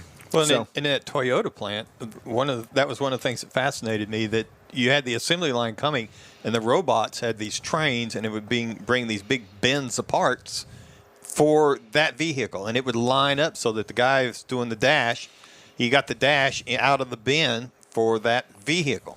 And then the next bin came with the next dash that went in there. Well, the most amazing thing to me is the fact that they do not build the doors at the same time they build the vehicle. So after it goes from paint, the doors go this way and the rest of the vehicle goes this way, because the doors are the most intense as far as all assembly. of the assembly. The complexity of the assembly of the doors. So 2 doors or 4 doors. But then bring that door for that car back and marry it back up to that car that it came from. Oh my gosh. Try to figure that out in your mind. Did you ever get into Arlington when they were building Suburban? No. Well, Suburbans and Tahoes up there. They have, and if you drive by, you can see this. It's like a 5-story tower that's on the east side of the Arlington assembly plant. That is a elevator. It's a storage unit for bodies. So the body goes through paint, and then robotically it's brought in there and stored through this elevator system.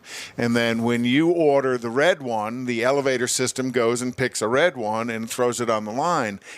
So they overbuild on the paint side of things, and then they just go in and select. Well, Arlington is where the Suburban and Tahoe and Yukon, Denali, that whole range of trucks are. But through the years, Arlington has built an assortment of different vehicles. Currently now it builds full-size utilities.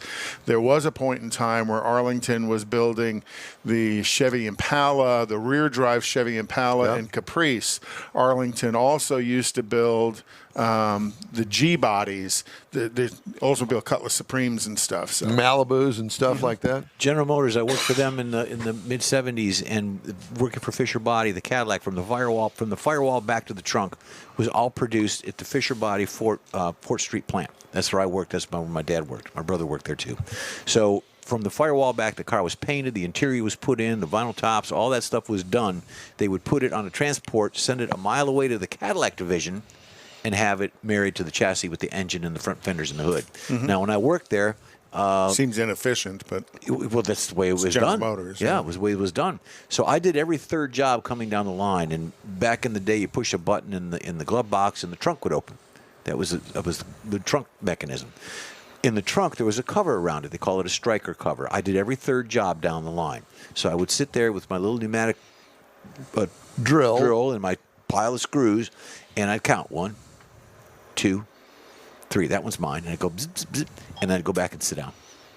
Count 1. Oh yeah. 2 for 8 hours. The old joke 18 years old. The old joke was the guy who was putting ashtrays in the Fleetwoods back in the 70s, because there was actually 9 ashtrays in a Fleetwood back in the 70s, because you had the doors, you had the center armrest, you had the dash, you had the back the back doors. There was 9 ashtrays in a Cadillac Fleetwood. A friend of mine worked for Ford Motor Company, and he was responsible for cutting the keys. So he would make 2 sets of keys. Well, in all actuality, he made 3 sets because he would keep a set himself. And in his apartment, he had a big, like a sifter, large glass, and the extra set of keys. You get home from work and just throw all the keys in there. So over time, this thing got huge, and he would say, grab a set of keys. If you find the car, it's yours. Yeah. There was thousands of them in there. Is he still in business today? Well, I don't even think he's still alive. So The interesting thing would be if you did actually grab a set of keys and they were to a police car. Yeah. Because police cars all have the same key. Yeah. No. Yep. Been that way for years. So any cop can get in a police car within his division and start it up. We'll have and to go drive away. Sergeant Wooding and have to find that They've out. all had the same key, both the door and the ignition. I was on some deal the other day, and all of a sudden, my in the helicopter, and the phone goes ding, and I look at it, and it's Stephen Woodard. Woodard? Yeah, with DPS. I'm listening to your mellifluous tones. I'm going, oh my God. Mellifluous. Oh my gosh, that's a word I'm writing it down. Mellifluous. How do you spell that? MILF. Lewis. Lewis. Is that Lew or LOU? Mellifluous. LOUIS. Mellifluous. EIEIO. Milf Lewis. I wonder where he found that word at. I don't know. He's a smart man. And I'm thinking, yes, he is. He's turned into a stalker. He is. He's stalking you. And he's I probably was doing listening some today. report on some wreck or something. I don't remember what it was, but whatever. Yeah, I got How that. funny. Did he wave at you as you flew over? You know, I don't think that he was watching on television, I think that's what it was. Okay. Want to do some headlines? Sure. I got some. Yeah, I think I might have one or two. Oh left. no, I got some. I got look at this stack you that I got a haven't stack. gotten to. He's got a stack of wax. Jeep's biggest ever SUVs carry a big asterisk. A $2,000 shipping charge tacked onto the bottom of the window sticker for every Wagoneer and Grand Wagoneer. We've talked about this. That unavoidable, non-negotiable fee now among the highest ever for a new vehicle from a mainstream brand. And more than double the $995 that Jeep charged on its 2016 models. They're coming from the same assembly plant. And it's not just a Jeep thing. Shipping fees now add, on average, $1,700 to the price of all 6 full-size light-duty pickup nameplates sold in the United States. Not surprised. Yeah. And do you realize that that's not negotiable? That is over and above whatever it is that you negotiate with the dealer on the price of your new car. I'm walking. But that is one that doesn't change because that's what the dealer has to pay the manufacturer. factory. Right. Yeah. Well, then you better take it off my trade, or you better do something. Yeah, well, good luck on that. Yeah, that ain't going to happen. Well, Not going to happen at all. J.D. Power's used vehicle price index hit a record high last month, no surprise. Through October, used vehicle prices on average 37% higher than in 2020. Wow. With no signs of softening. Prices are expected to remain strong for the next year with some fluctuation. Much will depend on the automaker's ability to work through supply chain issues. And, you know, we all say it's the chips. It's not just chips because they've had supply issues with other things. Interior materials. Yes, for example. Used vehicles are in shorter supply, too. Through October, wholesale sales volume was down 10% compared to the first 10 months of 2020. Volume sales were down from 2019, too, as auction sales trend between 25 and 30% lower than pre-pandemic levels.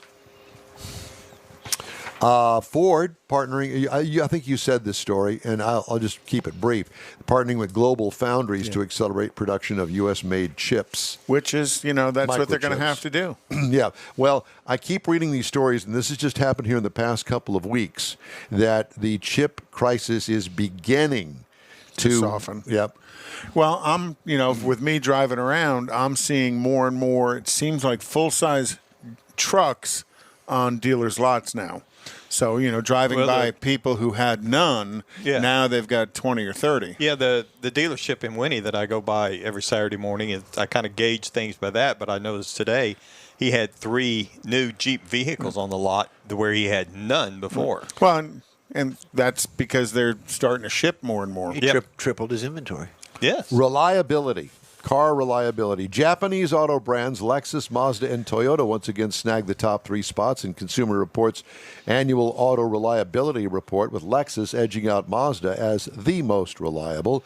I think that I sent Mr. Mars a request to maybe get a hold of the guy at Consumer Reports to talk about it. Asian brands accounted for 8 of the top 10, according to Consumer Reports. Mazda, which held the top spot last year, took second.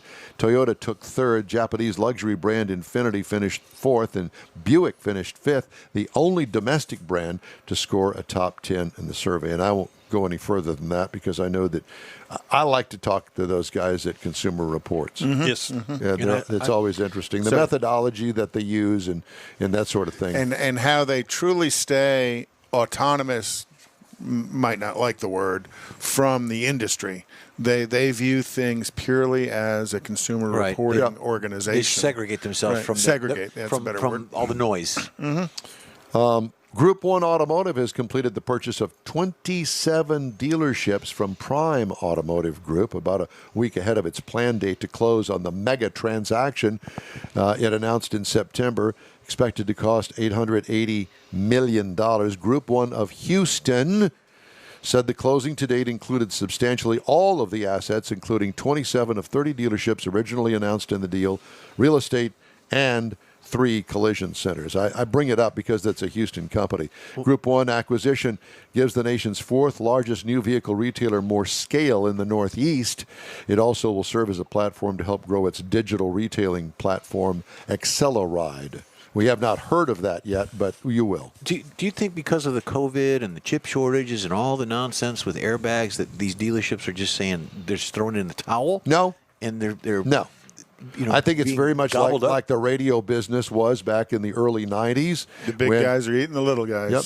Yeah, buying out the guy that has an AM and an FM radio station here and maybe a couple of FMs there, and pretty soon it keeps growing and growing. Clear Channel is the example that I use. And Prime Automotive is basically in the New England market. Yep.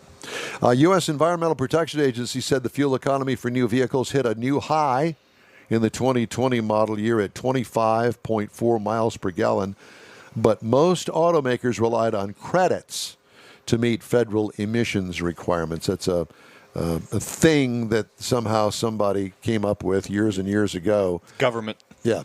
The report also showed average vehicle weight in 2020 rose to another all-time high of 4,166 pounds, while average horsepower and size both also set records. Well, and the weight, as they increase the number of safety regulations and emissions regulations, all of that componentry adds weight to a vehicle. In our last story, Ford Motor Company's upcoming F-150 Lightning and the electric Chevy Silverado, expected in 2023, topped the Tesla Cybertruck and Rivian R1T in an Autolist survey on which electric pickups consumers are most interested in buying. So did you hear Nissan Rogue? That was our last story. I'm sorry. Okay. They added a 3-cylinder with a variable compression engine in it.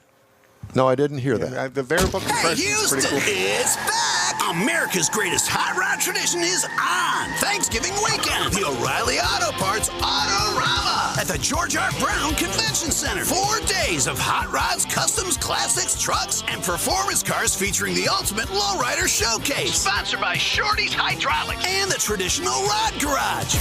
Saturday only, it's the Tuner Galleria with 250 imports, JDM, and luxury cars. Plus music and models. Autorama. It's so much more than a car show. On the celebrity stage, presented by Nick's Auto Repair and Classic Car Restoration, it's Chip Foose from TV's Overhauling on Friday and wrestling superstar Sting on Sunday. Shop the swap meet and women's world all weekend. The O'Reilly Auto Parts Autorama. November 25th to 28th at the George R. Brown Convention Center. Discount tickets at O'Reilly Auto Parts. Part of the Summer Racing Equipment Show Car Series. See Autorama.com. Tailpipes and Tacos, Houston's premier monthly cruise-in, will return Saturday, December 18th to the Loopy Tortilla Tex-Mex in Katy. Tailpipes and Tacos wants to thank all of the participants and fans who have enjoyed the collector cars, hot rods, customs, originals, and resto mods, and everything in between. We'll be taking a break for Thanksgiving in Autorama, but we'll be back for a great Christmas cruise-in on December 18th, so make plans now. You know that Tailpipes and Tacos is the Houston area's coolest cruise-in, a place you'll see friends, family, and the finest cruise-in cars in the Houston area. It all happens at the Loopy Tortilla Tex-Mex in Katy on the Grand Parkway at Kingsland Boulevard, just south of I-10. Get your ride ready for a very special Christmas cruise-in, Loopy style. It's Tailpipes and Tacos, Saturday, December 18th. The In-Wheel Time Car Talk Show will be there too. Let's celebrate the Christmas season together at the next Tailpipes and Tacos on December 18th. We'll see you then, weather permitting.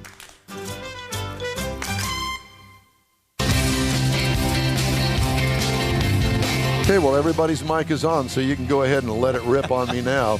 That's a wrap for another episode of the In-Wheel Time Car Show. Hey, when you're on our Facebook page, please... What? Please give us a like, tell your friends about us, and share our junk. Let's see, where's that button? There we go. The In-Wheel... Would you please put it back on the wide shot? Thank you so much. In-Wheel Time Car Show streams live on Facebook, YouTube, Twitch, and InWheelTime.com every Saturday, 8 to 11.